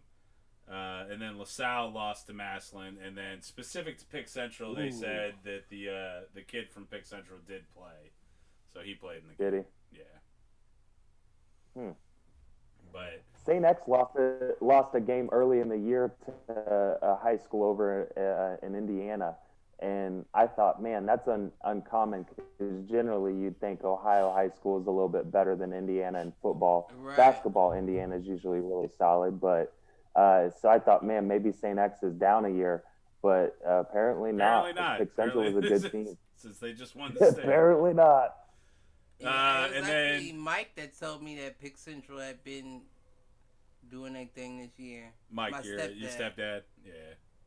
They are. I mean, they're a good team. And then Luke was calling out Hoban versus Massillon's state final for D2. That'll be a good game. I assume that was Massillon Washington that won the week before. We talking Massillon Washington versus, because both Massillon schools were in the D2 regional final. I don't know. So Cliff, what were you about to say? You were chiming in about the Wine Night podcast. Did you listen to a couple? Night. No, I Okay, I'm not gonna lie. I subscribed to show my support. I listened to one episode I can't remember, but I think they was talking about some Valentine's Day shit. It was some dudes on there. I didn't like them. So I only listened to about 15 minutes and I cut it off. But because I subscribed, I saw that their new episode that came out is called Throat Babies. And I laughed. That ties into our earlier conversation. It sure does. I laughed out loud when I saw that pop up on my phone. I laughed out loud, like at work on the like in a meeting and just saw it pop up. I laughed out loud. I mean, DH did tell us that I can't wait to listen to it either. That podcast is raunchy as fuck, and it is. It's not. They get raunchy. I'm sure if it's called Throat Babies. If that's the title of an episode. Did you see that they were doing a live show at some restaurant? No. Yeah, they were recording an Did episode live. I think it was this. No, I think it's later this month. Well, let's see what's up. I we'll would see go. if DeWine doesn't shut down the Just restaurant. say they better get on it quick. I don't know. Right. I would what's go. gonna happen. Listen, because all I know is I laughed my ass off when I seen that. I didn't get a chance to listen to it. Gotcha. At work, but that shit was funny. So So speaking of support and programs, are Strine and I are we friends of the program, or are we recurring guests, or what's our? I think with your second time on now. I feel like with your second, you guys are you are honorary fools, right? This is mafia. Y'all are La Familia. He said, I tried to get away, but they keep pulling me back. You were right, sir. You can't get away from this. What'd you say, T? T's been on 6 times. T might have a little higher ranking than you, Jason. You're right. I said as long as I get labeled as a regular. You know what? The problem is, T, that you fell off for a little while. But what I will say is you were a guest on our most watched episode by far. So... Well, no. Mike is trying to play you, is the way I see it. If I'm being honest... Trust me, I've tried to get T back on a couple times over the last 2 months. Motherfuckers is busy. We get it. So listen here, and I'll tell you what happened the last time where you told me you were coming on, and then you didn't, you fucking bailed, and no call, no show, motherfucker? I'm not mad at you. So here's what happened, all right? Listen to the man's story. See, what happened was, I was laying in my bed and my alarm went off, and I looked at it and I thought, man, I'm tired as fuck. And I thought, I got to get up and do this podcast. And then I remembered the very first time I was on, Cliff got on about an hour late, and when he got on, he was sleeping. And I thought, well, if the guy who the show's named after could sleep, I mean, I could probably catch an extra 45, and then I just never woke up. I like how you framed that up. That was a good frame up. That was a good delivery. And the first episode I was on, Cliff comes in. He finally gets on. He looks like he's still laying in bed. Turns the light on. The camera's all crooked. He's like, "Yeah, I was asleep." And I'm thinking, man, what kind of operation are these fools running? The co-host is still sleeping. We've been on here for 45 minutes. Now, allegedly. Ain't no allegedly. That's factual. Now, while I will accept that excuse, Takashi, what I was gonna say before I was so ever so rudely interrupted. Who interrupted you? Probably me, but no. T interrupted me because he wanted to get that out. I was just gonna say, I thought you was family from the jump. Mike talk about now since the last time. I was just gonna tell you about how much I thought you was family, but now I'm feeling like you are Bulger, Whitey Bulger, right there, ladies and gentlemen. He just snitched on the fam. And now I gotta beat you with a lock in the sock. Nah, that's my guy. No, I will say Cliff was a big fan of T from the jump. Yeah, that's my guy. Yeah, no. That's my guy. And again, to the point, T was also a guest on our biggest episode ever. What I will say also is that if I'm being completely honest, I feel like every guest that we have in the first year of production is Do Fools Agree. Oh no, they're definitely they are definitely fools. Yeah, you're down. You're down. One, you're fools for doing a show with us. You're down period, for life, but whether you like it or not. But yes, I would agree that anybody that has been on with us, I would say more than once in our first that year, could be okay. is always welcome. And all it takes is a phone call. And again, I was happy to get you guys on this week. I thought it was important. We did a mid-season check-in on the bet. And that means just get it through your heads now. We're going to have an end-of-season check-in, too. So right, January. That's right. Yep. We'll do that. Yep.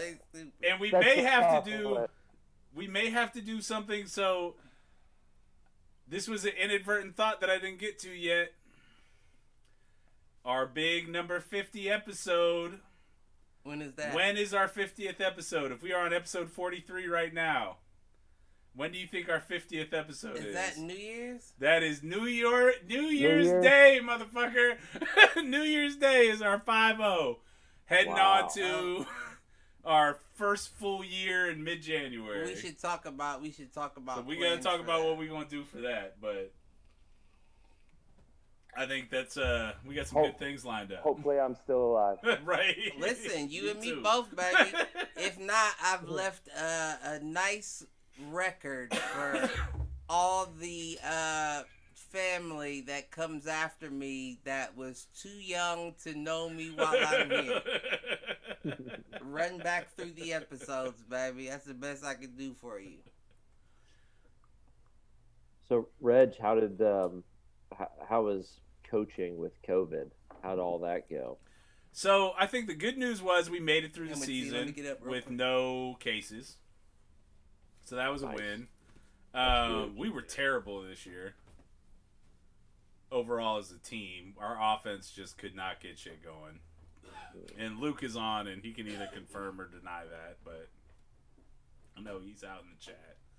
I mean, honestly, it wasn't terrible. Luke Anderson's in the chat? Yeah. Oh, nice. Luke's been on the show a couple times over the last couple of weeks. We did a great episode with him probably about a month ago awesome. talking about the Gahanna strike because he teaches there.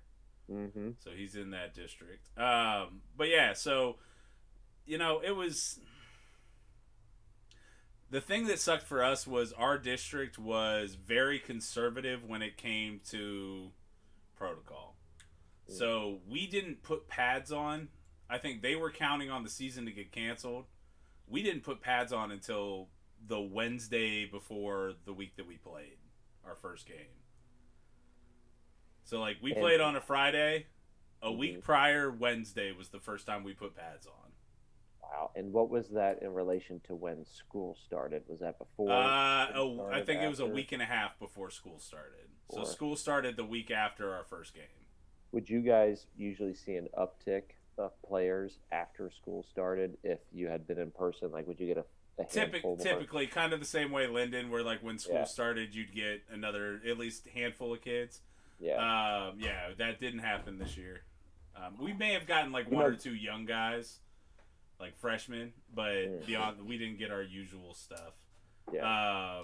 So from that perspective, it was different.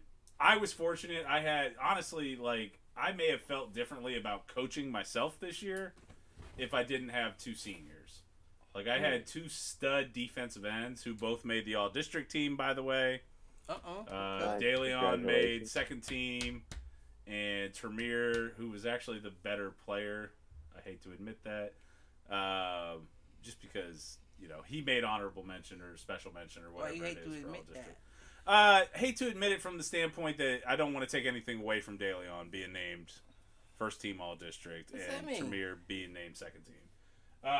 Because honestly, they both should have. If we would have had a decent record, both those kids would have been first team all-district.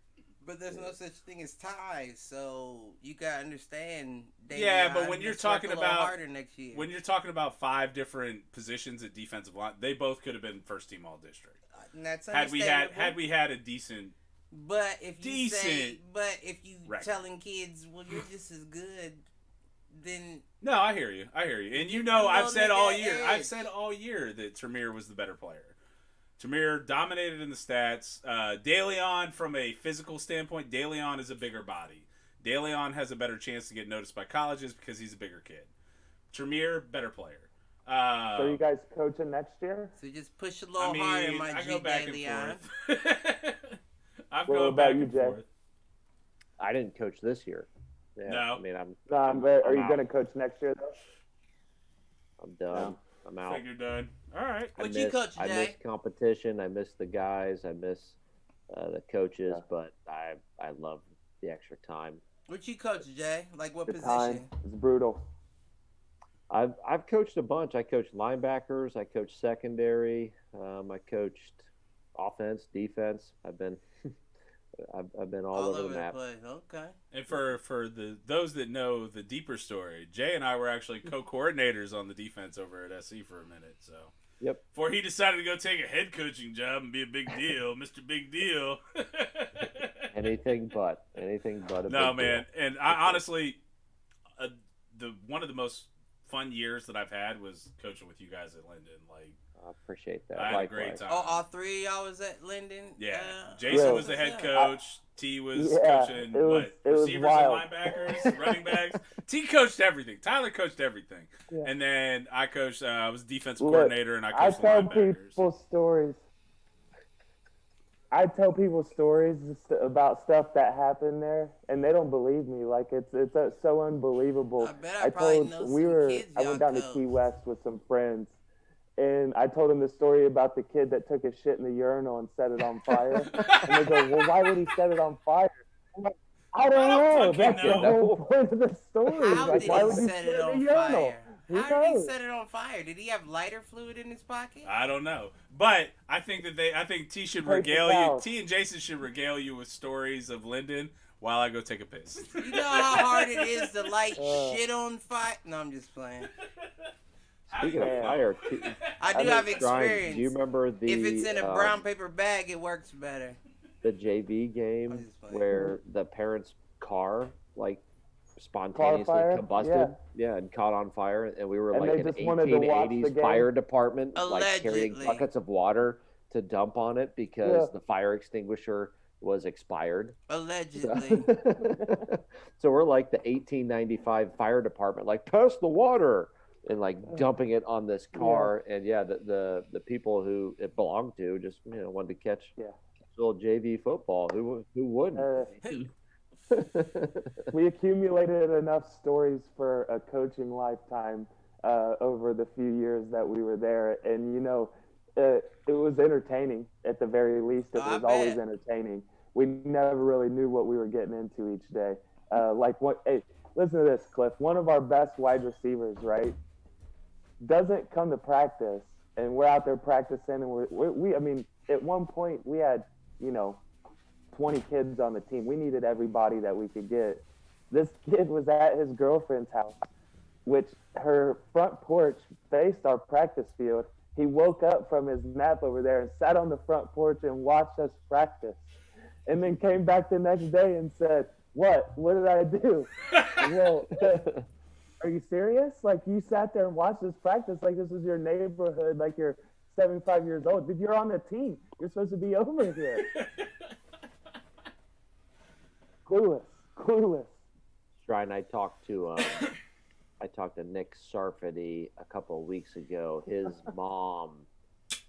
Unfortunately, his mom just passed away. Oh. Like, you think about like God what? bless. Well, I know, but God bless. like, what is that kid gonna do? You know what I mean? So like, I've been talking with Yeah. him, and other people have been helping him out, Live. like get squared away. But holy smokes, like, yeah, you want to go down the rabbit hole?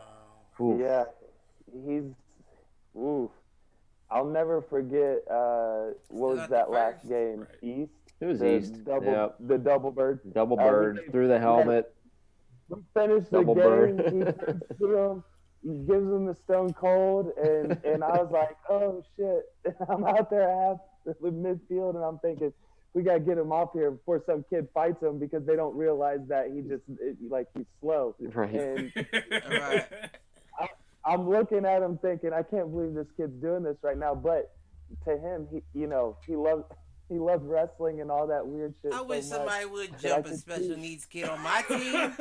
I wish you would jump anybody on my team, let alone the special needs Yeah. kid. Oh man.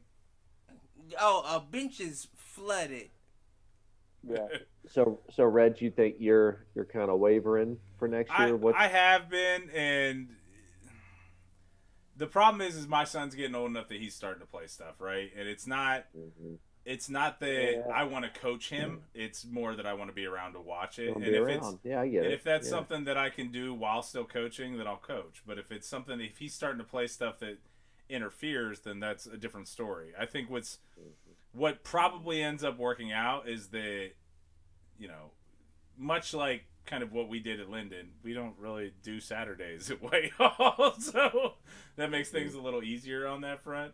I think my big problem is I don't know that I could ever go back to a program where I have to be expected to be somewhere on Saturday at this point after the year at Linden and the 3 years at Whitehall.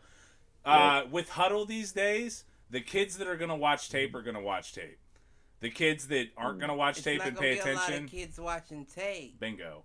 And honestly, even when you have them in I'm the not room, saying they're everywhere, not watching the tape. but I'm thinking like Linden especially, you have to be specifically motivated in what you want to do. And with Huddle these days, you got to remember when we were coming up, like in order to watch tape at home, you had to get a DVD burnt for you. This is all on these kids' phones now, man. Like, they can watch this shit on. Oh, no, if they're going to go watch tape. No, I'm with you. But part of the reason for that was it didn't exist in another format. Today, and I'm not saying that if I were part of a major program that I wouldn't watch film with my guys. I would. Like if I were back at SC or if I were back at a D1 school, whatever. I feel like anywhere you have to. But what I will tell you is that what's the point when half the kids aren't going to show up on a Saturday morning anyways? And that was the reality at Linden. That was the reality at Whitehall. Like, go ahead, T. Yeah. Half was it? No, I was going to say half is if you're lucky. I mean, I think, Jay, we had one weekend where we had 5 kids show up and we decided to take them to Canes instead of watching film. So that's what we did. Let's keep it a buck. Let's keep it a buck. Let's keep it a buck. More than 50% of those kids gangbang. Well, I mean, we're not going to make a comment on that, but... And that's not even an allegedly. More than 50% of those kids gangbang. And I don't mean it like in the way that, and this is going to sound crazy, like in the white people's mind, gangbang. I just mean it in a way of you're a part of a specific area, right? Yeah. So you're gonna stray more to the area that keeps you alive, right, than getting to somewhere that may not get me anywhere. Right. You know what I mean? I'm just playing football because I want to play football. That's why I said you have to be a focused individual. You have to be somebody that's like, no, I'm going to the league to be somebody that's going to show up to. You have to want football to be the thing that's going to get you out, and you have to think that that's a possibility. in those kind of neighborhoods to be a kid that's going to go and watch film. It doesn't work there. I'm not saying it doesn't work there. I'm just saying that that's where some of the best redemption stories are going to come from. Absolutely. Because that's not somewhere where that happens. And don't get me wrong, there are kids that will just want to be there because they want to get better. Like when we were at Linden, we had a core group of 4 or 5 kids that were there every week, right? Mm-hmm.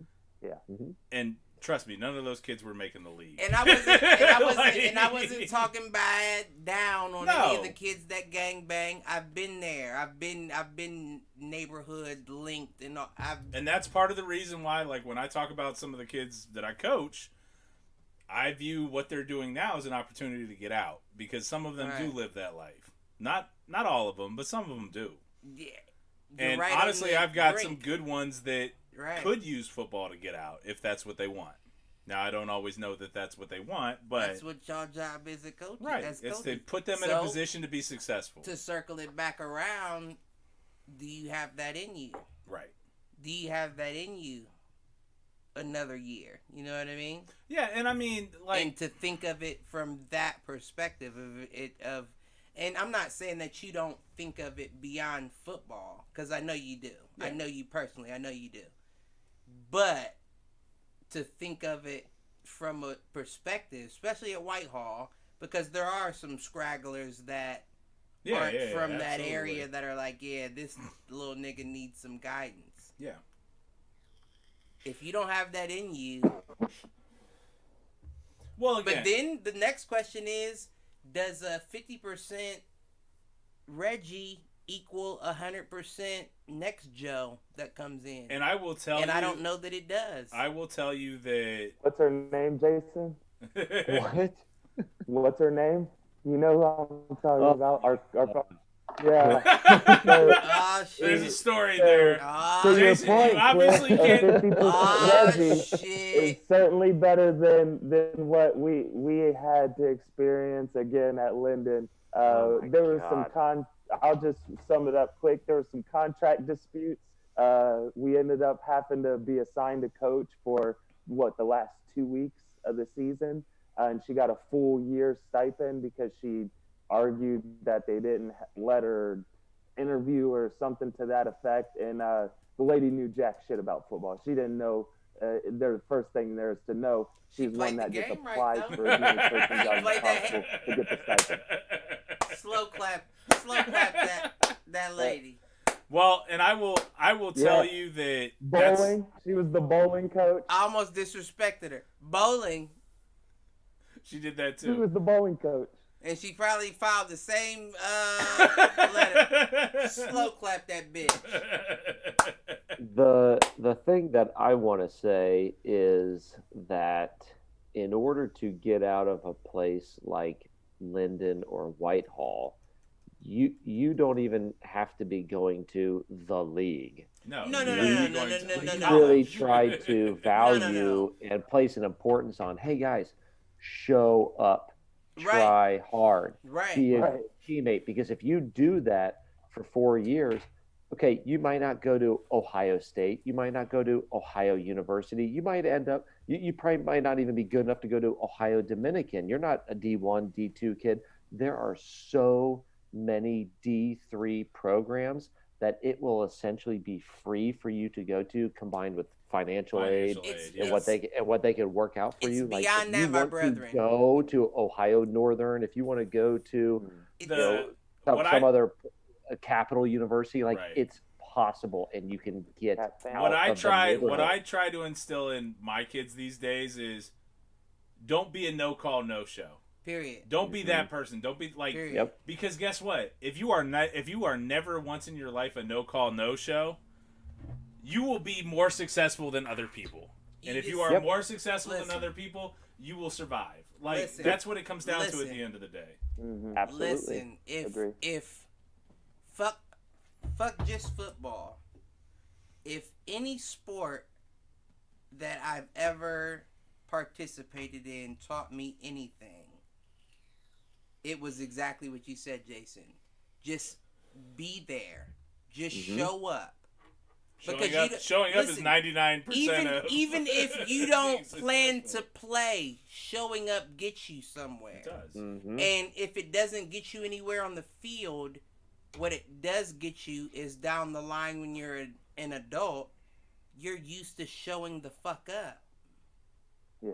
And that's if you my whole show thing. up and you try hard, and let's say, and let's go another step. Let's say you're a good teammate, and like let's just say that you are the worst god awful football player on God's green earth. But like Rudy. you're there every day, and like Rudy. in practice you're helping your teammates up out of the pile, and you're enthusiastic. Like coaches are gonna go, God damn, Sam sucks, but like how can we got to get him on Shouts something. to, How can we get Gollum. him something? You know what I mean? Like whatever those his are the name conversations that happen. Well, they happen. And honestly, like we had that at SC, right? And it was a kid that I played with, and there was an award named after him. Like the kid that stuck it out 4 years, never really played, but was a program guy. Yep. Did there need to be an award named after him though? So what I would say is there's a special circumstance there. He okay, you already hit me once. Yeah. I didn't know that the first guy was No, slow. I am telling you that there was he passed away Okay. my senior year. Okay. So I think that's I part know of the you're way. talking about. And it's I the know rock. exactly It's what the you're rock talking that I wrote that's at the school. I know exactly what you're talking about. I know exactly what you're talking about. But yeah, so that's but I'm with you. Like that is some of the biggest lessons you learn from sports at that point is We try to take kids out of Linden on college visits just to show them that this whole other world exists. Right. Because they've never left the neighborhood. They might have gone to Easton. That might be as far as they've gone. And let like me we'll tell go to the you something. University of Kentucky. We'll go to other places out of state, and they're like, holy shit! Like, Listen, like let me tell you fellas, something. like Like, this. there's all more of that- a world. Let You me tell can go wherever you want, What do you got, Cliff? and football was one of those avenues that you could use. Right. I am, for all that know me. Nah, I'm not. I was about to say I'm a Gahanna kid. By no means am I a Gahanna kid, but I went through high school in Gahanna. I didn't even get on my first plane until I was 15. Mm-hmm. I'm with you. That's the last plane I've ever gotten on. Yeah. You I hear feel what you. I'm saying? Everywhere else that I've ever made it to was because of something You drive else. the ATL? Oh, you guys take Greyhound. a long. Okay. All right. Great. I Greyhound count the bus. Greyhound same as like you got out. You went and at least saw something. Right. And you were down there for a That's minute. a 4-day trip on a Greyhound. Listen. ATL? No, Shit. it's funny you brought that up. It's usually a 13-hour drive, but on our specific Greyhound, what happened was there was a accident on the freeway. And you know when you go on like them country freeways, it's only 2 lanes. So we had to wait for the police or whoever to move the accident out the way for the bus to go. So what happened was the bus was letting people off of the bus to like smoke. 2 at a time, you could go out and smoke. But they weren't letting people off more than 2 at a time. I smoked in the bathroom. You know what I'm saying? My man. with the little push door open, smoked in the back. But what happened was whoever went out to smoke fell over the bypass into like, cause we were like, it wasn't like a river, but like a little quarry. Yeah. They fell over the bypass into the quarry. It took us 26 hours to get down to Atlanta. We were sitting at that very spot for 10 hours for the helicopter to try to get this person out of the quarry, and he was dead anyway. Damn. Oh. I mean, I don't mean to say it like that, but I know what you mean. it was like, damn, like at least, like everybody on the bus, like, oh, we was just on the bus with him, hope he alright, and you're dead anyway. We just waited for 10 hours to get you out of here. That's crazy. And not to continue the downer moment, we are about a year removed from a former player of ours, Jason. And I'm not sure, were you still around when Linden? Chuck was there? Chuck Cottle? I feel like you were like his Yes. freshman year. Yes. Like you coached basketball at that point. We're about a year away from his passing now, and I just want to give shout out thoughts to his family and anybody that's coached him, anybody that knows him. Killed in a car accident, I believe, with a drunk driver about a year ago today. Young man that did a lot. He was a kid that he took the bus to SC to get to practice. Took the bus. Yep. From like Grove City, right? Yep. And wow. Yeah, just a kid that had a lot of potential, and was living his life, and was on his way to work at 5 a.m. and got taken out by a drunk driver. So, God bless the as family, you said, God bless the dead, God rest the dead, rest in peace, all that. So, that's something that I think the year anniversary was this week or last week, and I just wanted to call that out, especially because I see, his position coach out in the chat with Luke. Yeah, man, that's some tough Luke's stuff. In the chat, Chuck Cottle worked so hard in the weight room, he threw up one time, like all over himself, and just kept working. Like, that was Chuck. That was Chuck. He was like, "Fuck it, let's keep going," because that's the kind of dude he was. Wow. And Jason, I think you had asked earlier if that was Luke Anderson that I was talking about. Yeah, exactly. That's who it was out in the chat. So, Luke's been on a couple times. He's a good dude. How's he doing? I don't know. Luke, you out in the chat still? Let us know how you doing. I know you got the vid, so let us know. Oh, you know who else? Bit the dust. Who else got the vid? And another one bites, and another one bites, and another one bites the dust. Our defensive coordinator at Whitehall, and his wife is somebody I work with, both came down with it. So Malcolm. Who you got? Malk was out in the chat. Oh man, was that from his bachelor party where we were? Okay, it was after the fact. You think I'd have been here?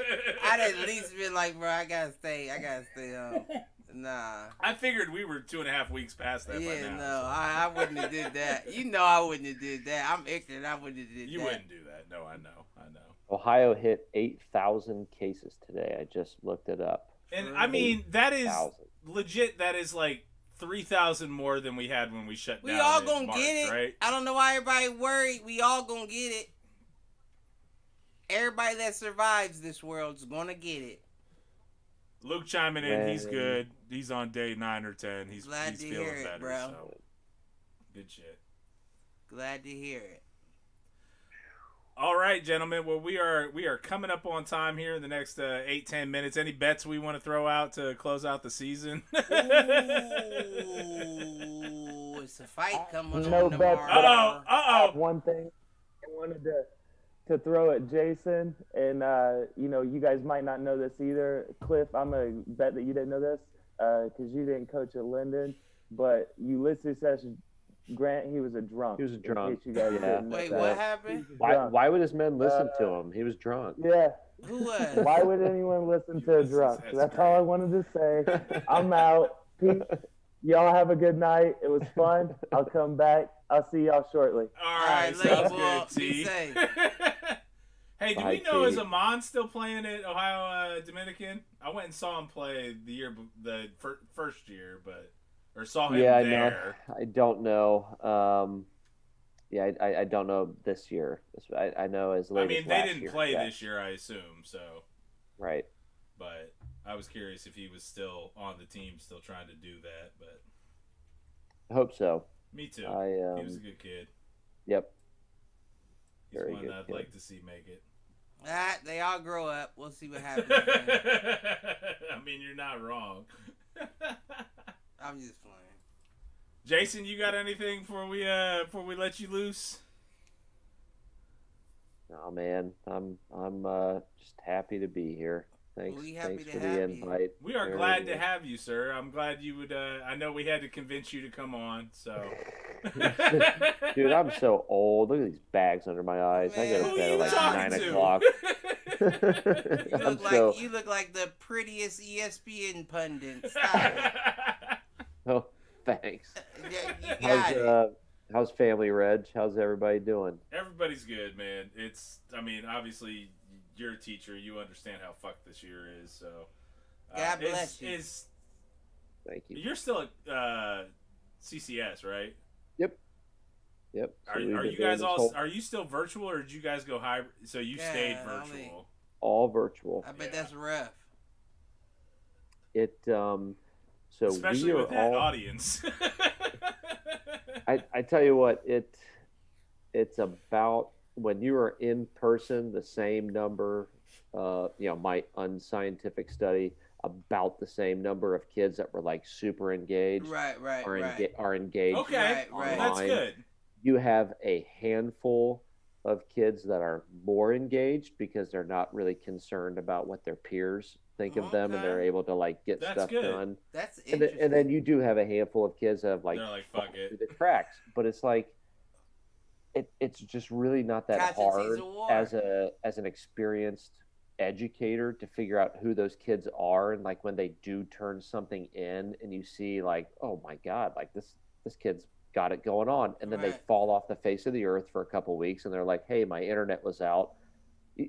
You adjust. You're just like, okay, well, fuck those assignments, don't worry about that, do these, and then you take care of the grade at the end. It's just not like people make it harder than what it is. You know what I mean? Like, have some grace, have some patience, because some people don't have good internet. And I think to Jason's point, that have some grace, have some patience. Like, I'm glad to hear you as a teacher saying that. Yeah, and trust me, I feel like most teachers feel that way. It's the admins that sit behind teachers that are the problem. 100%, and they don't get it because they think that, well, we need to run this online environment as if we were in school, and it's like, well, that's fucking dumb because we're not in school, dummy. Right.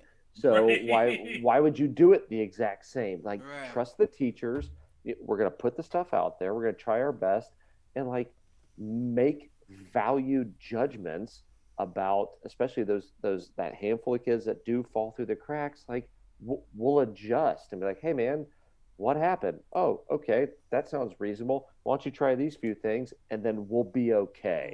We're not going to like pound you into the ground with a 12% F. Like, just that sucks. Or a lot of kids are like watching their siblings because their parents are working.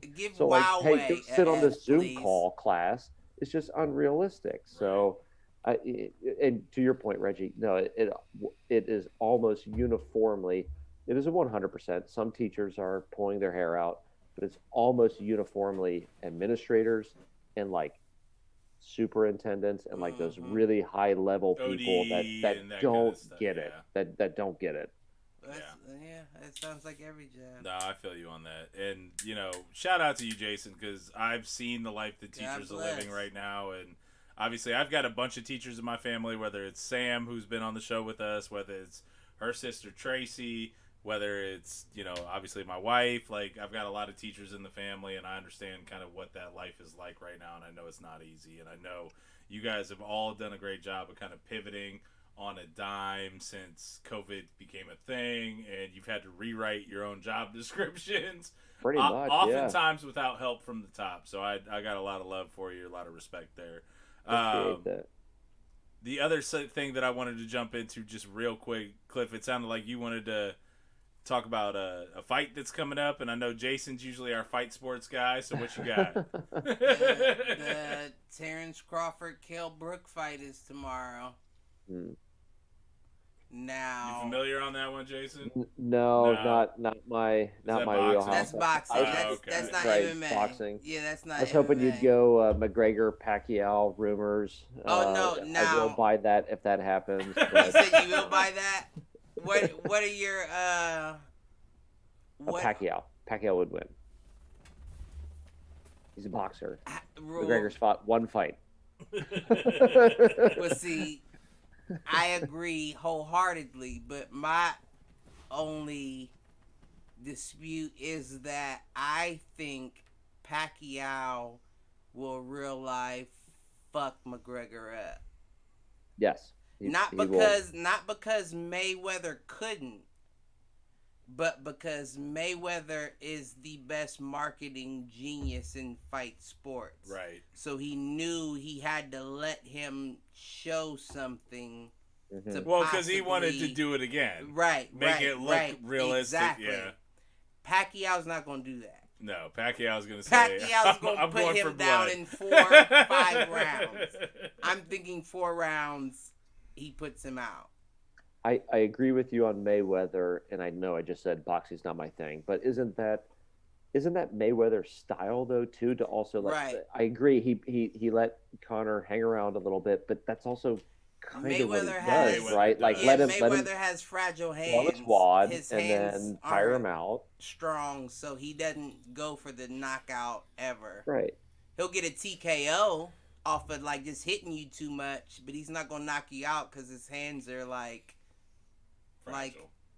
What do you call it? Peanut brittle. So I just saw this. It's funny you say that I just saw this on Rogan. They were replaying some of the I love McGregor. Yeah, I love him too. They were replaying some of the McGregor Mayweather fight, and McGregor is fainting and literally like touching Mayweather's nose, and he won't move. Faint jabs. He doesn't fucking move. He doesn't blink. Like that hand touches his face. That's how much of a master he is at distance, and like letting you shoot your shot, and like, all right, motherfucker, I'm gonna let you do this, and we're gonna dance around. And he didn't blink. It was incredible. Doesn't look as good when I do it. And so, but I don't know how Pacquiao will win. I just know boxing is so different from MMA. Now, this is what I will say too for a lot of people that don't understand boxing also. As much as everybody loves Pacquiao, Mayweather was leagues above him as well. Leagues above him. And it was just a matter of marketing. Right. You know what I mean? Yeah. Like I have to make it look like you have a shot. Yeah, I hear you on that. Nobody has a shot. Mayweather could come back right now, and I guarantee you, out of all the welterweights, there may be one that could take him.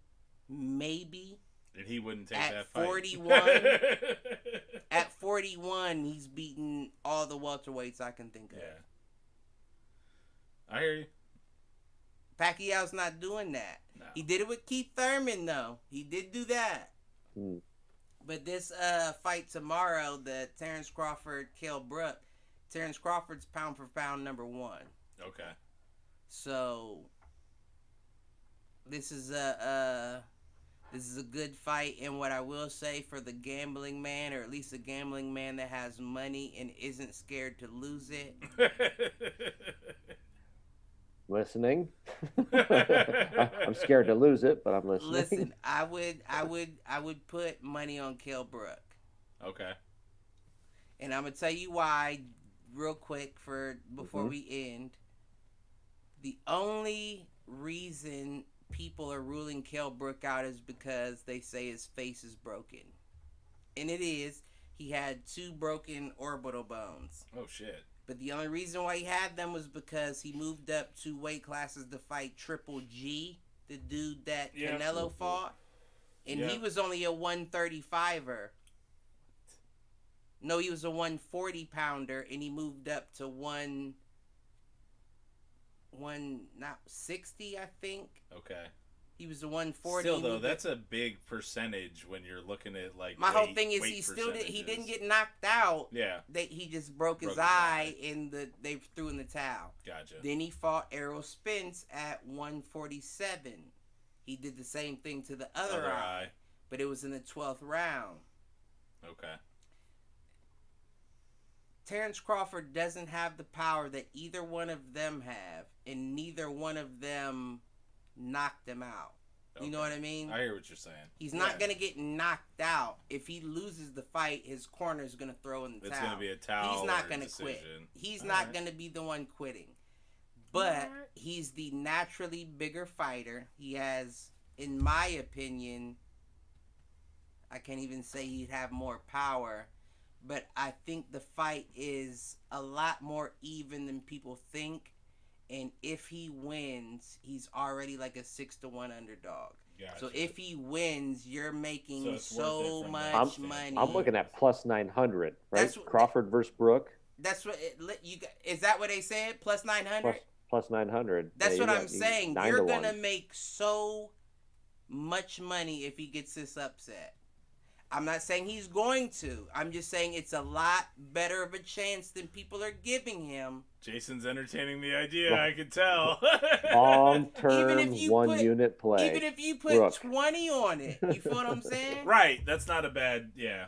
Even if you put 20 on it, 9-1? Yeah. That's what, $180? You get off of $20? When are they going to legalize gambling in Ohio? I got to get my people to go to Indiana just to get my bets in. I hear you. And he's not there this they week. Need so. to. There's a couple of state bills that are like before the state house that no one's really moving on. Fuck the gambling. What about the weed? No doubt.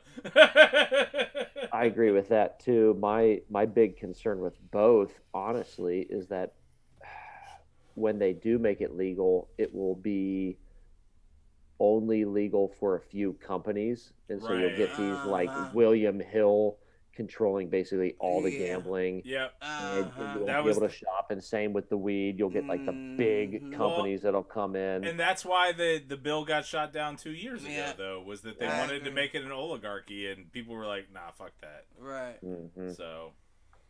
But I would bet, listen, if you got somebody... Districts, real quick, districts are being redrawn in Ohio right now, so... After this year, districts in terms of elections, that kind of stuff are being redrawn right now. So that opens up the opportunity for some of these things to make it through better than they have in the past. All right. You know, I would bet 20 on that fight on Brooke, just for the shits and giggles. Good deal. There's a good chance you'll lose it, but if you don't... That's a good payout. Fight game. Take the underdog. I think it's a lot closer a fight than people are thinking people are is. Estimating. I hear you. It's like a Khabib Gaethje, but Terrence Crawford is no Khabib. Yeah. I got you. I hear you. All right. Well, we are at time. Jason, anything to take us out other than we appreciate having you. It was good to see you again, man. It's been a little while. And my brethren. We'll get you back on in January. Too. I'm putting you on the book now. Good deal. No, great to see you guys. Keep it going. Thanks for having after me. The Super Bowl? Honors all mine. February is Super Bowl. If it doesn't get pushed back because of COVID. Right. Now, if the Bengals are in it, we got something to talk about. But I'm assuming they'll be out by then, so we might be able to talk about it here. Fingers crossed that bet will be wrapped up here in the next couple of weeks. Good stuff. All right, man. Well, I appreciate it. Thank you for coming on. As always, it's a good time, and we'll see you again. All right. Thank you. All right, sir. Have a good one. You too. All right, Mr. Jennings. Anything to take us out, sir? I love some of you fool motherfuckers. Some of you fool motherfuckers I don't. That's always the way it is with Mr. Jennings. I would ask for, give us a like, give us a share, give us a subscribe. We are up to 50 subs. That's a big milestone, man. We making things happen. We want to see if calories. We can Where's my Penn Station? I just saw they was giving out them the free Penn Station. The post is out again. Oh yeah. You know what I'm talking about? No, is this like another free thing? Sub or whatever? Is this another thing where you get ripped off because you say yes to something on the internet? Mom, change your password.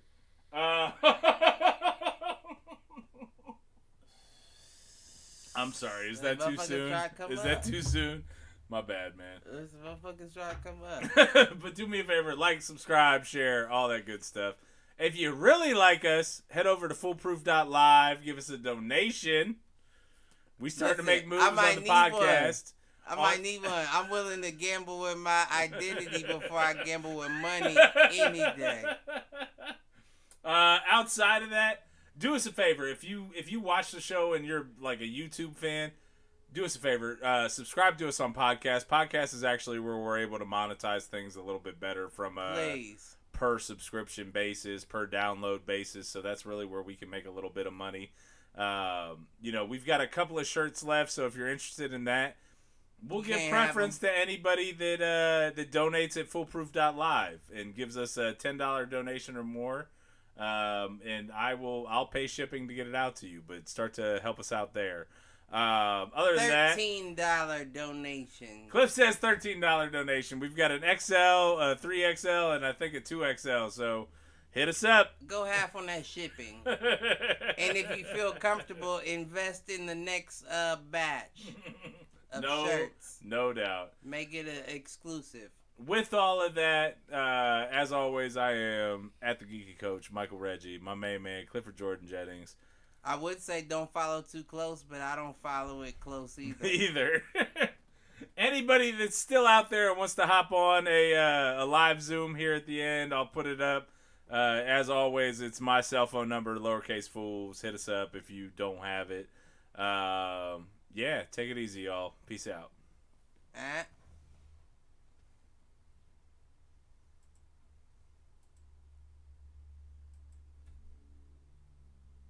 Run that bitch. There we go.